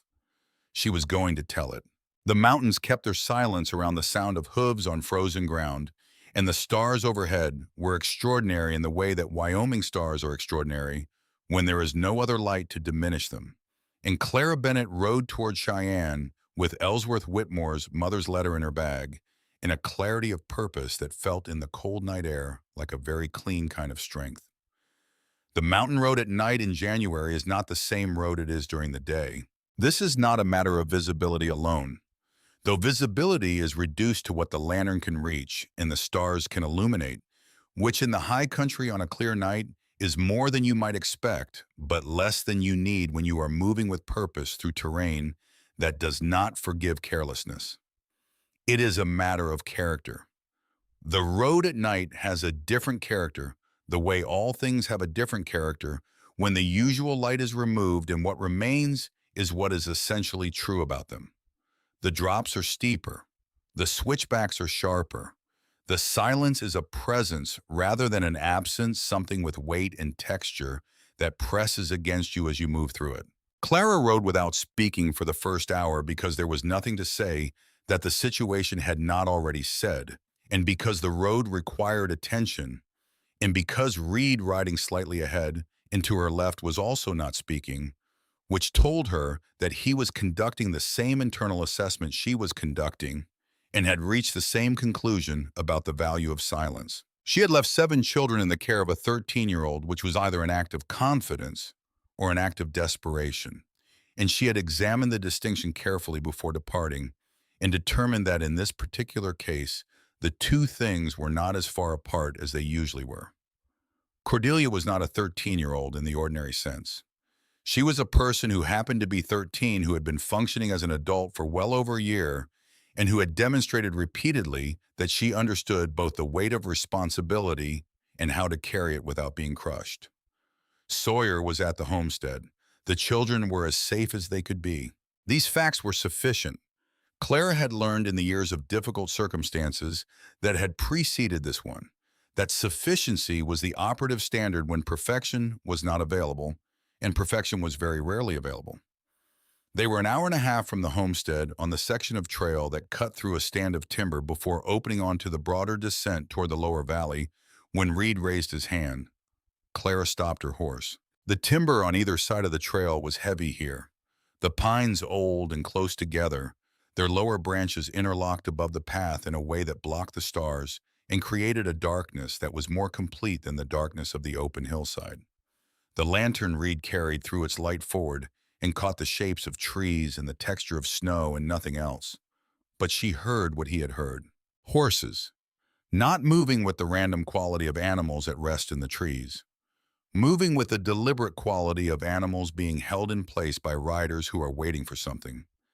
Reed did not look at her. He was very still in the way of someone who has trained himself to be still when stillness is the correct response, and who has enough experience of dangerous situations to know when he is in one. 3 seconds. 4. Then Crowley came out of the trees on the left side of the trail with 2 riders flanking him and 2 more emerging from the right. And the configuration of it said everything about the degree of planning that had gone into the arrangement. This was not an improvised encounter. This was a prepared position selected for its field of control, executed by people who understood how to use terrain. Crowley pulled his horse up 10 feet from where Clara and Reed had stopped. He was not carrying a lantern, which meant he had been in the dark long enough to let his eyes adjust, which meant he had been waiting for a while, which meant he had known or predicted that someone from the homestead would be on this trail tonight. "Mrs. Bennett," Crowley said. His voice had the particular quality of a man who has been given instructions he intends to carry out and is not especially interested in what the other parties to the situation think about it. "Mr. Drake would like the documents you are carrying. All of them. You hand them over and you and the doctor here continue your journey without difficulty." Clara's hands were on her reins. Her bag was across her saddle containing the letter from Eleanor Whitmore, the 2 pieces of paper from Whitfield in the anonymous sender, Garrett's land grant records that Webb had asked her to bring, and 3 additional pages of notes she had written on the materials in their significance. She assessed the situation. 5 riders. 2 of them she did not know. Crowley she knew by reputation and by the particular way he had looked at the cabin through Reed's shoulder that afternoon. Reed was to her left with his hands visible and his posture controlled, managing the same assessment she was managing, running the same numbers. The numbers did not favor direct confrontation. They favored other approaches. "All right," she said. Reed looked at her, a quick cut of his eyes. She did not return it. She reached for the bag with the deliberateness of someone complying without enthusiasm, which was the correct register. The register of someone who has made a reluctant but rational decision to give up what is being demanded. She opened the bag. She reached inside. Then she took the bag by its base and turned it upside down. The contents went into the air above the trail in a dispersal that the wind light, but present, immediately assisted. Papers lifted and separated and caught the lantern light briefly before beginning their descent into the snow on both sides of the path, into the timber, onto the surface of the trail itself, white against the darker white of disturbed snow. The letter from Georgia spiraled away to the left. The land grant records fanned out across 10 feet of trail. Her notebook opened as it fell, and its pages riffled apart. The instinct of men who have been sent to retrieve specific objects is to go after the objects. This is not a calculated response. It is the automatic response of people operating within a task orientation, and it produced exactly what Clara had anticipated it would produce, which was a moment in which the attention of 5 riders divided between the papers they had been sent to collect and the 2 people they had been sent to collect them from. Reed moved at the same moment Clara did. He did not fire at Crowley. He fired once into the air above and to the right of the trail, a sound that in the enclosed timber corridor was substantial. and the effect of a gunshot at close range on horses that were already at the edge of their tolerance was immediate and total. Two of Crowley's riders lost their seats. One more spent the next several seconds in active negotiation with an animal that had decided the situation was unacceptable. Crowley's own horse shied sideways and required hard work to bring back under control. Clara had already dismounted. She moved to Reed's horse before Crowley had his animal settled to the left saddlebag, where she had observed on the first day of the journey from Covenant Creek that Reed kept a spare rifle, a shorter weapon than his primary carried, with the same consideration for contingency that informed everything else about how Reed Cole operated. She had noted its position without commenting on it, the way she noted most things, filing the information in the place where things wait for the moment they are needed. She stood beside the trail with the rifle in both hands and looked at Crowley. She did not point it at him. She held it in the way of someone who knows what it is for and is making no particular effort to conceal that knowledge. "The things you were sent to collect are in the snow," she said. "Some of them are in the trees. You are welcome to spend the rest of the night looking for them." She looked at him steadily in the lantern light. "But I want you to understand something. What you were trying to take is not on paper. It is in my head and in his." She indicated Reed without looking away from Crowley. "And I have been carrying it for long enough that I know it without the papers." Crowley had his horse back under control. He was looking at her with the expression of a man revising an assessment he had made too quickly and with insufficient information. "Drake wants you out of Cheyenne before morning," he said. "Not a threat exactly, more in the nature of information delivered to someone who might find it relevant." "The hearing is at 9, Clara said. "Cheyenne is 3 hours from here. You have been very helpful in clarifying our timeline." Crowley looked at the papers scattered across the snow. He looked at the two riders still managing their horses. He looked at Reed, who had reloaded in the time available and was now sitting his horse with the composed attention of a man who has made a professional assessment of the situation and is prepared to act on it. He looked at Clara, who had not moved and had not lowered the rifle and was looking at him with something that was not anger and was not fear and was not the expression he was accustomed to seeing on women in situations of this kind. He turned his horse, said something short and unpleasant to his riders. They collected themselves and moved back into the timber, and the sound of them diminished into the darkness and then was gone. The night held its silence. Reed looked at Clara. She set the rifle back in his saddlebag with the careful deliberateness of someone returning borrowed property. Then she began moving through the snow, collecting the papers, working systematically from one end of the scatter to the other, checking each sheet against what she knew had been there, accounting for everything. "The letter from Georgia," Reed said. "In the snow by the left pine. I can see it." She retrieved it, brushed it off. It was legible. Reed watched her work for a moment. "Where did you learn to do that?" Clara folded the papers back into her bag. 14 months of solving problems with what was available," she said. "You learn to look at what you have and think about what it might be used for, that it was not originally intended for." She mounted her horse. The bag was available, the wind was available. The instinct of men following specific orders to go after the specific thing they were ordered to collect was available. She looked at him. "We should move. We have a timeline now." They rode through the rest of the night without incident, and the stars over Wyoming were what Wyoming stars always are: enormous and indifferent and strangely companionable. And the cold was the dry cold of the high country that is simply temperature without malice. And Clara kept Eleanor Whitmore's letter in the inside pocket of her coat, where she could feel it against her chest when she breathed. Cheyenne in early morning was a different thing from Cheyenne at midday. The town came awake with the particular incremental quality of frontier settlements that have learned not to expect warmth too soon. The smoke rising from chimneys in the pale pre-dawn light, the first movements of people and animals along streets that were still mostly empty. The courthouse was not yet open when they arrived, but Cyrus Webb was waiting outside it in his coat with his briefcase, and the expression of a man who has spent the night preparing for something difficult and is as ready as preparation can make him. He looked at Clara and Reed. He looked at the state of them, the trail dust and the cold hours in it, and the quality of alertness that people carry when they have not slept. Crowley, he said. On the lower trail, Reed said. He had 5 men. And they have some papers to look for in the snow, Clara said. We have everything we need, including this. She gave Webb the letter from Georgia. He read it standing on the courthouse steps in the early morning light, his lips moving slightly as he read. And by the time he reached the end, his expression had changed in the way of someone who has been given a key and recognized which lock it fits. Eleanor Whitmore, he said. She kept records, Clara said. She spoke to every officer she could find. Vance was not at Gettysburg in July of 1863. She is certain of it. 2 independent sources confirmed it to her separately. Webb looked at the letter again.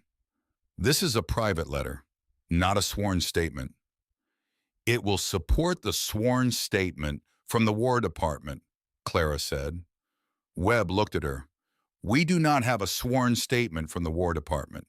Not yet, Clara said. How long until the hearing opens? Webb looked at his watch. 4 hours and 20 minutes. Then we have 4 hours and 20 minutes, Clara said. Who do you know at the Federal Records Office in this city? Garrett Cole had been in the Cheyenne holding facility for 12 days. The facility was not a prison in the formal sense. It was the kind of accommodation that frontier justice provides for people who are accused of serious things, but who have given sufficient assurance of their cooperation that the heaviest constraints are not required. He had a cell with a window. He had access to Webb when Webb came, which had been daily. He had books because Reed had thought to send them. He had the quality of time that confinement creates, which is fundamentally different from the quality of time that free movement creates. In free time, the mind moves across the surface of things, touching many and dwelling on few, occupied by the immediate and the proximate. In confined time, the mind goes deeper into whatever it finds in front of it because there is nowhere else to go. What Garrett found in front of him in 12 days of Wyoming winter confinement was the question he had been carrying for 10 years and had not yet answered to his own satisfaction. He had built a homestead. He had built it well with his hands and his brother's hands over 8 years of work that was genuine and comprehensive, and the kind of work that makes a place rather than simply occupying one. He had believed not in a considered way, but in the way that assumptions operate below the level of examination, that the homestead was what he was, that its boundaries defined his, and that everything necessary about his life was contained within them. 12 days of confinement had given him sufficient time to discover that this was not true. What was true was simpler and more complicated. He missed the homestead the way you miss a tool when you are without it. He missed his brothers in the way of a man who has spent decades in proximity to the same 2 people and knows the specific quality of their presence the way you know the quality of particular light in a particular place. But what he missed with a specificity that surprised him, with a precision of detail that he had not anticipated and that he found himself returning to repeatedly, was the particular sound of a household at full capacity in the early morning. The sound of a kitchen being used before full light. The sound of 7 children in various states of wakefulness conducting the negotiations of morning. The sound of a woman's voice speaking in the particular register she used when she was being practical and focused and was not aware of being overheard. He had not known that sound was missing from his life until it was briefly present and then absent again, and the absence had the specific weight of things that are lost only after they are found. Webb arrived the morning of the hearing with Clara's summary document, the letter from Georgia, and a telegram from the Federal Military Records Office in Washington that had been obtained through channels that Webb described as expedited in a way that suggested Cyrus Webb had favors he had not previously called in and had been willing to call them in for this. The telegram confirmed deployment records for Colonel Silas Vance for the period of June through August 1863. Vance had been assigned to the 2nd Division's Administrative Command in Fredericksburg, Virginia during that period.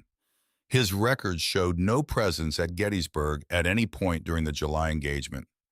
His commanding officer's signature on the relevant orders was confirmed authentic by the Records Office. Vance had not been at Gettysburg. He could not have witnessed what he had sworn he had witnessed. Garrett read the telegram. He read it twice. He set it on the table between himself and Webb and looked at it for a moment in the way of someone confirming that what they are reading is what they think they are reading. Clara, he said.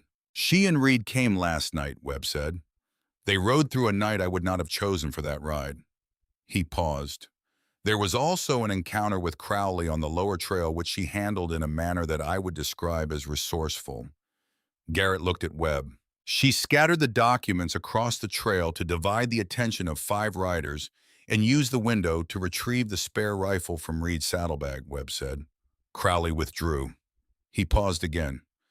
She also obtained the War Department confirmation by identifying the right official at the Federal Records Office in Cheyenne and making the case for expedited access in terms that apparently proved persuasive.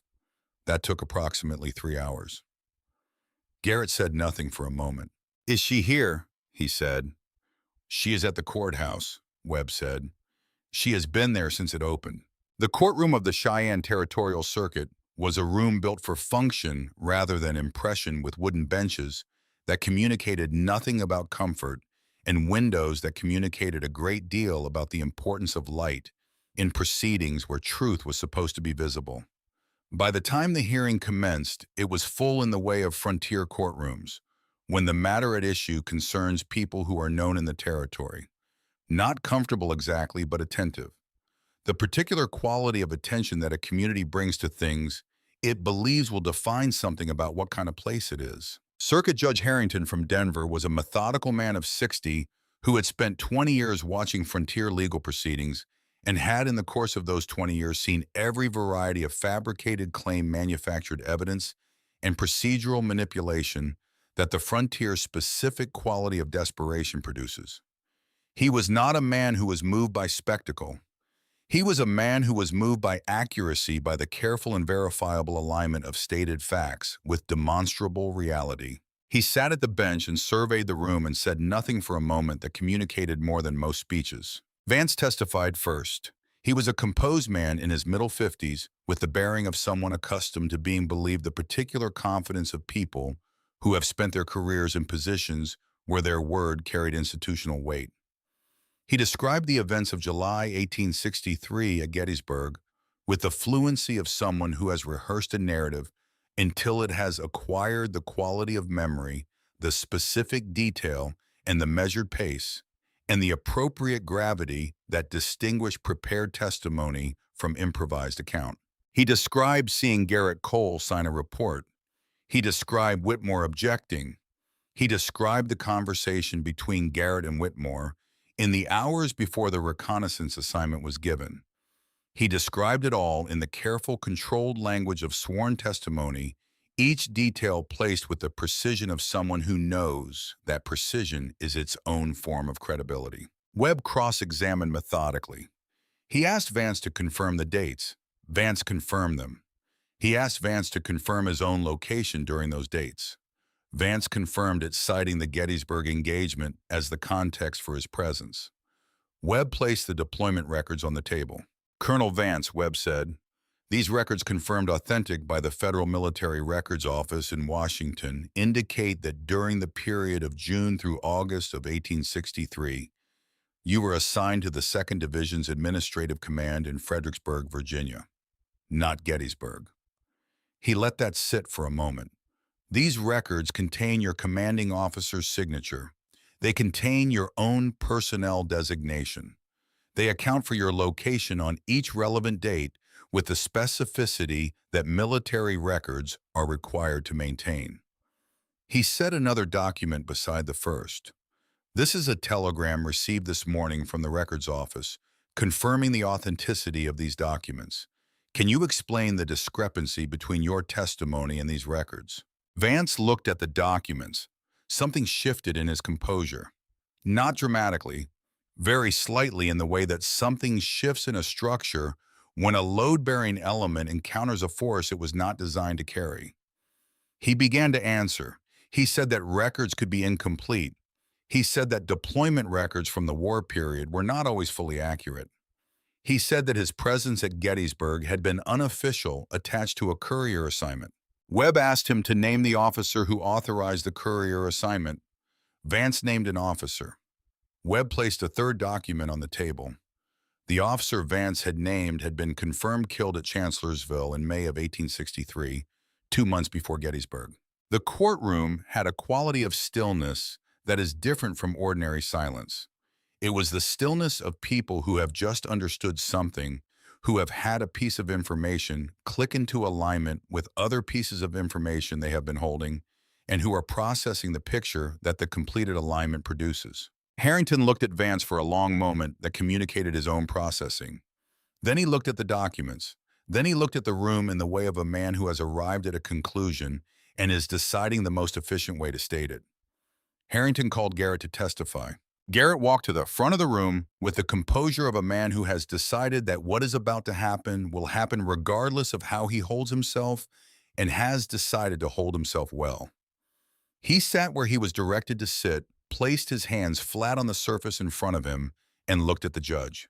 Webb led him through the preliminary questions.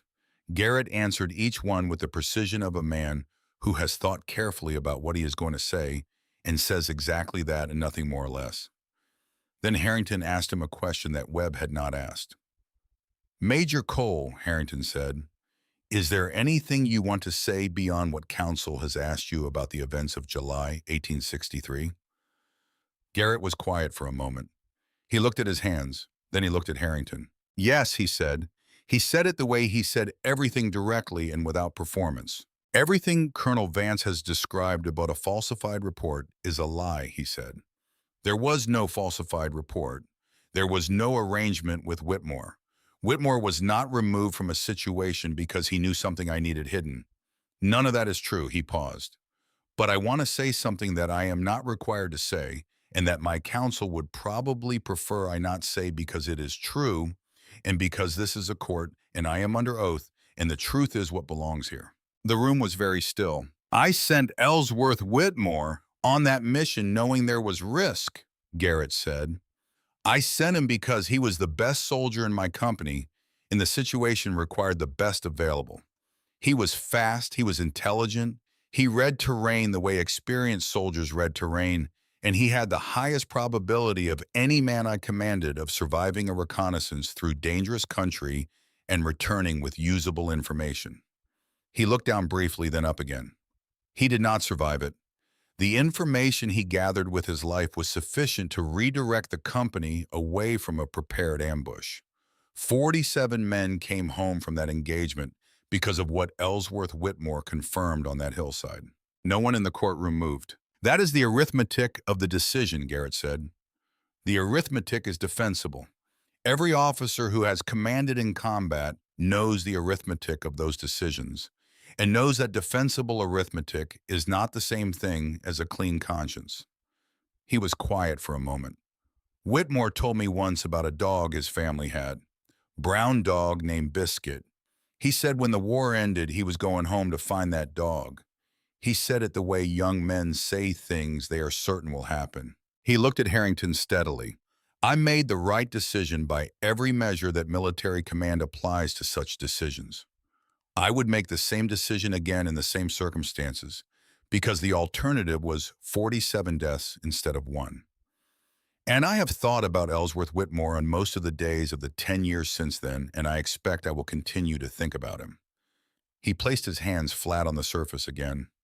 "That is what I wanted to say." The room held its silence for several seconds after Garrett stopped speaking.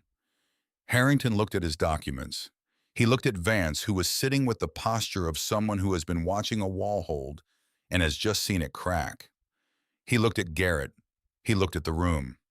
Then he said clearly and without particular ceremony what the evidence and the testimony and the fundamental accuracy of the situation required him to say. The military misconduct allegation was dismissed. The documentation provided by the defense established with sufficient certainty that the primary witness for the prosecution had not been present at the events he described. The land grant claim proceedings would resume before the appropriate territorial court without the interference of the military allegation. The costs associated with the unjust attainment would be a matter for subsequent review. Drake left the courtroom before Harrington finished reading the judgment. Not hurriedly, with the controlled pace of a man who does not rush, because rushing communicates information about internal states, and Drake managed his internal states the way he managed everything else, as instruments of strategy rather than expressions of feeling. He walked out with the deliberateness of someone who has encountered an unfavorable development and is already 3 steps into reconsidering his position. He would leave Wyoming not because he was driven out in any dramatic sense, but because the investigative attention of the Territorial Attorney General's office, which had been accumulating for months around the activities of the Western Territories Development Company, had reached a critical mass that made continued operation in the territory a calculation that no longer returned acceptable figures. Drake was a patient man, but he was also a practical one, and patience in the service of a position that had become untenable was simply waste. He would find other land, other territory, other men and women and families who were not paying sufficient attention to what was being assembled around them. That was not Garrett Cole's problem to solve. What was in front of Garrett Cole when he walked out of the Cheyenne courthouse into the winter afternoon was considerably more immediate and considerably more important. Clara was on the courthouse steps. She had not positioned herself there dramatically. She was simply standing where she had been standing, which happened to be at the top of the steps, because she had come outside when she heard the judgment being read and had stayed where she was because there was not yet a reason to move. She was looking at the street below in the way she looked at things with attention rather than expression, taking in what was there without editorial comment on it. He came out of the courthouse door and she turned and they were 3 feet apart in the cold afternoon air of a Wyoming January, and neither of them said anything for a moment. "Thank you," he said. "You do not need to thank me," she said. It was the 3rd time one of them had said those words to the other, and by now the exchange had acquired a quality that was different from its first occurrence. Denser and more layered, the way repeated phrases accumulate meaning through the repetitions. "I know," he said. "I want to say it anyway." She looked at him. He looked at her. Behind them, the courthouse door opened and Webb came out with his briefcase, and behind Webb came Reed, and the ordinary business of aftermath began to organize itself around them.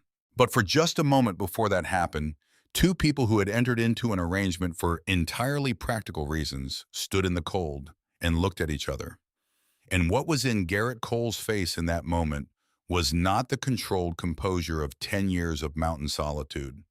It was something that had been there for a while, something that had been built over weeks of morning coffee and south fence lines, and the sound of 7 children making a homestead into a house, something that did not have a simple name, but did not require one. Clara saw it.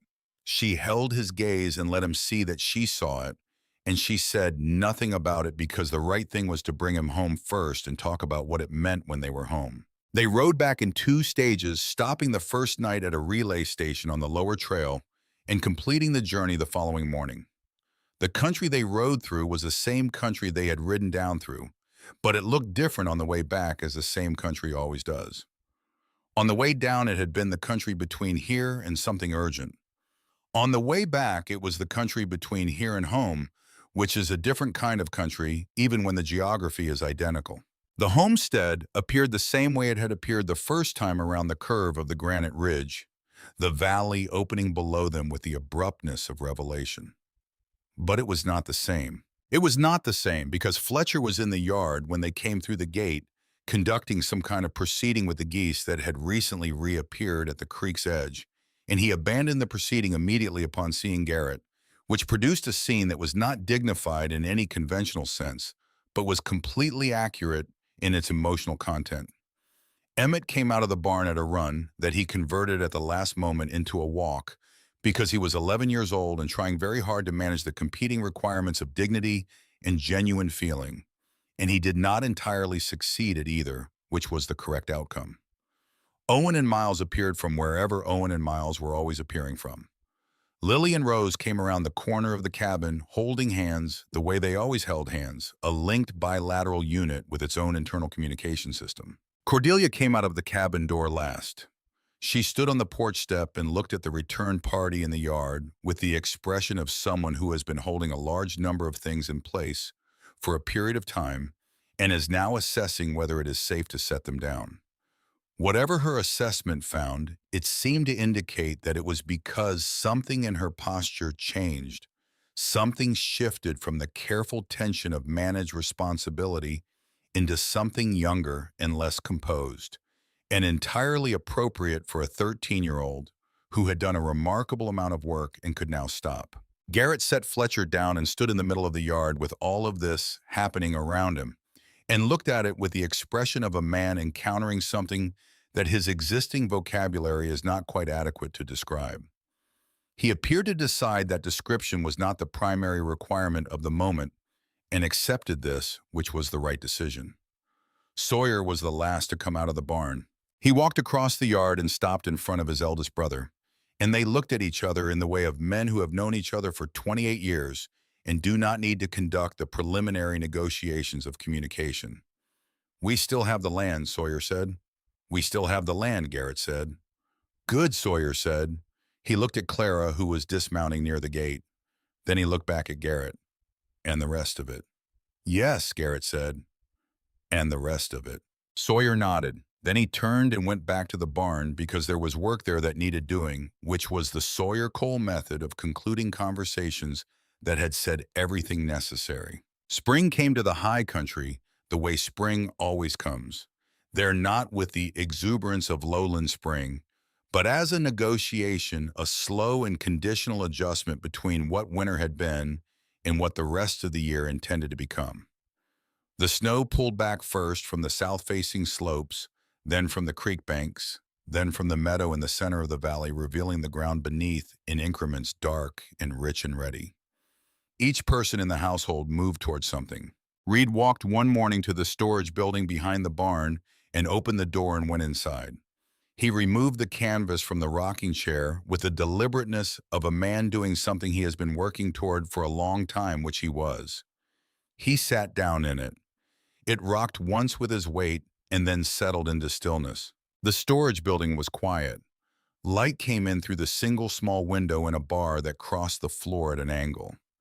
Reed sat in the rocking chair that had his dead wife's initials carved into its back, and he said what he needed to say, which was not very much and did not require witnesses, and was between him and a woman who was not there to hear it, except in the ways that matter more than presence. He apologized for being in Covenant Creek that night. He apologized for having taken so long to understand that keeping his grief open was not the same thing as honoring what he was grieving. He told her what the homestead had become. He told her about Lily and the drawing and Fletcher and the geese.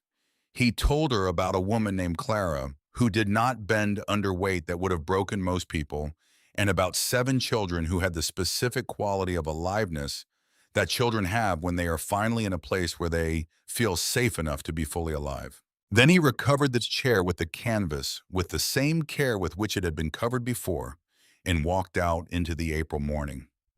Lily was crossing the yard at a run that resulted in a collision that sent her flowers in every direction. Reed crouched and gathered them and returned them to her hands without comment, and she smiled at him the way she smiled at people she had decided she trusted and ran on toward wherever she was running. Reed stood in the yard for a moment with the light on him. Then he went into the cabin to start the coffee for the morning. Sawyer did not announce the bookshelf.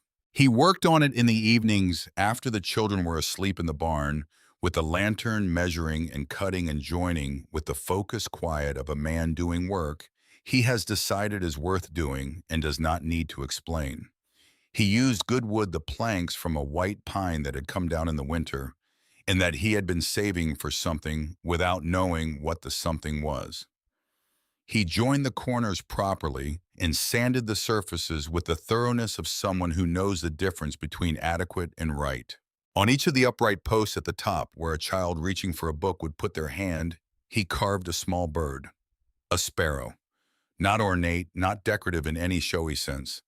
Just accurate, the compact, practical shape of a bird that survives winters that kill larger things. He moved the finished bookshelf into the children's room one morning while they were at their lessons and left before anyone came to ask him about it. Lily found it first and called everyone else, and there was a period of examination and discussion that Sawyer passing the window could hear from outside without slowing his pace. He was at the fence when Emmett found him. The boy stood at a respectful distance for a moment, which was one of the things that Sawyer had come to appreciate about him, the way he did not assume access but waited to be acknowledged. "The birds on the shelf," Emmett said. "What are they?" "Sparrows," Sawyer said. "Small birds. Not remarkable for anything except that they survive things that kill other birds." Emmett thought about this with the seriousness he brought to things he was incorporating rather than simply receiving. "Because of the cold," he said. "Because of everything," Sawyer said. "The cold and the lean seasons and the things that prey on small birds. Sparrows are built for persistence. That is their particular quality." He looked at the boy. "Tomorrow morning, 6 o'clock. Bring an apron if you have one." Emmett looked at him. "You said you wanted to learn woodworking," Sawyer said. "I did," Emmett said. 6 o'clock, Sawyer said and returned to the fence. Cordelia wrote her letters at the kitchen table in the evenings after the younger children were settled in the careful handwriting of a person who understands that clarity of thought and clarity of expression are related and takes both seriously.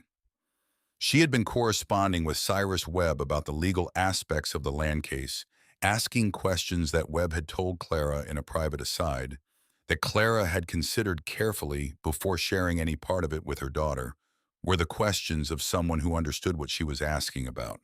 The letter to the Wyoming Women's Education Society was different from the legal correspondence. It was a proposal rather than a query, a specific and detailed proposal for establishing educational access for the families of homesteaders in the high country, above Covenant Creek families who were too far from town to bring their children to existing schools and too dispersed to easily form their own. The proposal included a description of the need and outline of a possible organizational structure, a list of the materials that would be required, and a request for guidance on how to proceed. She wrote it in 2 drafts. The second draft was better than the first. She showed it to Clara before sending it. Clara read it in the time it took to read it properly and set it down on the table. "This is a good proposal," she said. "I think so," Cordelia said. Not with arrogance, with the specific confidence of someone who has assessed their own work accurately and is reporting the assessment. "You will do the work of it," Clara said, "not just the writing." "Obviously," Cordelia said in the tone of a person correcting an understatement. Clara handed the letter back. "Send it." The day at the south fence line came at the end of April, when the snow on the peaks had pulled back enough to reveal the rock beneath gray and permanent, and the creek was running at its spring volume quick and cold and clear, and the meadow was doing what meadows do when given sufficient time and the right conditions, which is become green. It was not a dramatic day. It was a working day, like the other working days, with chores that required doing and animals that required attention and the ordinary productive management of a homestead that had arrived at a kind of equilibrium, not perfect, not without difficulty, but functioning at a level that felt sustainable rather than desperate. Garrett and Clara were repairing the south fence, the section that had been the first to suffer under the winter, and would be the first needed when the pasture grass came in far enough to warrant moving the cattle. He drove the post, she managed the wire, and they moved along the fence line together with the efficiency of people who have learned each other's working rhythms. At the 8th post, Garrett stopped. He set down the post driver, he looked at the fence, and then at the meadow beyond it, and then at the mountains around the valley, and then at Clara. "I want to ask you something," he said, "and I want you to know before I ask it that the answer, whatever it is, changes nothing about the arrangement. The arrangement stands. The children are here, you are here, that is settled, and I will not revisit it regardless of what you say." She stopped what she was doing and gave him her full attention. "When you came here," he said, "you came because there were no other options. That was the situation, and it was honest, and I understood it, and I do not have any complaint about it. We made an arrangement, that was what it was, and it has been what it was supposed to be." He looked at the mountains for a moment. "Drake is finished." The land is ours by law. You are not bound by the same circumstances that brought you here." He stopped, looked at her directly. "I am asking whether you choose to stay, not whether the arrangement requires it, whether you choose it." Clara looked at the valley. She took a moment to look at it properly, the way she looked at things that required her full attention rather than a quick assessment. The meadow green beginning under the last patches of snow, the creek visible at the eastern edge, the barn and the cabin and the smoke rising straight from the chimney on a windless morning. Lily and Rose visible at the southern end of the fence line, where they had been planting something for 2 weeks now, with the patient faith of people who understand that what you put in the ground in April requires you to be present in summer to see what it becomes. From inside the cabin, she could hear Fletcher.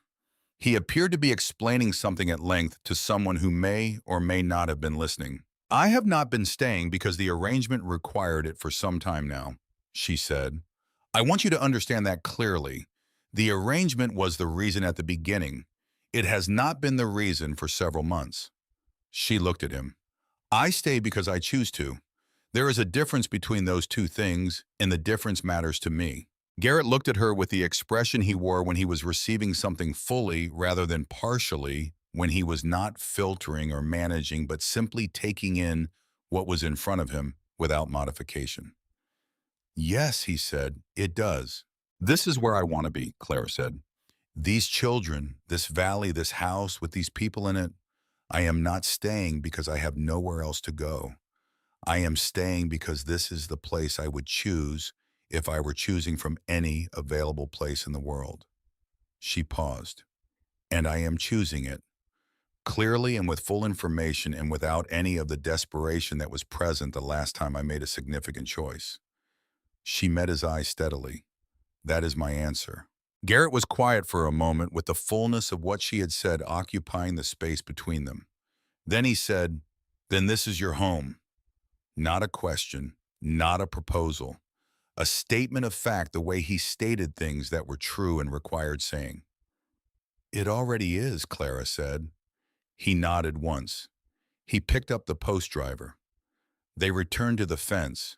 Dinner that evening was what dinner at the Cole homestead had become, which was a thing that had its own specific and unrepeatable character, the accumulated character of a particular group of particular people eating together in a particular place at the end of a particular day. It was loud in the ways that 7 children make a thing loud, with the negotiations and the complaints and the occasional complete breakdown of whatever table decorum had been established the previous week. It was full in the way that rooms are full when they contain more than enough of the necessary things. Fletcher had decided that one of the geese deserved a place at the table and had made his case for this with the thoroughness that 3-year-olds bring to positions they hold strongly. The case was denied. Fletcher registered his disagreement with the decision in terms that left no ambiguity about his position and eventually accepted the outcome with the philosophical resilience of a child who has learned that some decisions are not his to make. Owen had spilled something. This was a regular feature of dinner in the way that some things become regular features not because they are desired, but because they are reliable, and reliability has its own kind of value. Emmett ate his portion and looked at Miles's bread with an expression that Sawyer noticed and responded to by placing additional bread at Emmett's end of the table, without comment or ceremony, the way you address a practical problem when you understand what the practical problem is. Cordelia had her notebook at the table and was writing in it between bites, and Clara, who had spoken to her daughter about this on 3 previous occasions with moderate success, looked at the notebook and then looked away and said nothing, because there was a letter going out tomorrow morning, and the letter was more important than the table rule, and Clara had always understood the difference between rules that were fundamental and rules that were contextual. Reed told a story about an encounter with the most obstinate horse he had ever attempted to work with, a story that was not especially funny in its content, but was very funny in his delivery of it, which was a distinction that Reed had always understood in the way that people who pay close attention to the effect of words on other people understand such things. The table laughed. Garrett laughed, which was the signal that everyone else took as permission to laugh harder, because Garrett laughing was still unusual enough to be an event. Clara sat at her end of the table and looked at the 10 people around her and did what she had always done, which was to take careful inventory. All 7 children present and fed and variously occupied by the full range of what children are occupied by, from the philosophical to the deeply practical. 3 men who had each arrived at this table by a different route, but who were each in their own ways settling into what it meant to be part of something larger than what they had been before. Garrett looked at her from his end of the table. The length of it between them was not very far. She nodded. He nodded back. Outside the cabin, the valley held its evening quiet. The mountains stood in the places they had always stood, enormous and patient, and as indifferent to the particular arrangements of human lives as mountains always are, which is the condition under which human lives find whatever meaning they find. The creek moved where it always moved. The stars were beginning their arrival in the darkening sky. Inside the cabin, a table full of people ate their dinner and argued about bread and told stories and made the ordinary sounds of a household that has enough of what it needs and is not afraid of tomorrow. This was the thing that had been built in the mountains. Not the cabin, though the cabin was well built. Not the fence lines or the barn or the smokehouse or the workshop with its organized tools. Those were the structures that supported the thing. The thing itself was this: the daily, unremarkable, specific gravity of people choosing to be present with each other to do the work that proximity and care and the patient accumulation of trust requires to stay when staying was difficult, and to return when returning was uncertain, and to say in the language of actions rather than declarations that this mattered. This was the thing that the mountains held. Not the land, though the land was worth fighting for. Not the legal claim, or the documented grant, or the victory in a Cheyenne courtroom, though all of those things were necessary and hard-won and real.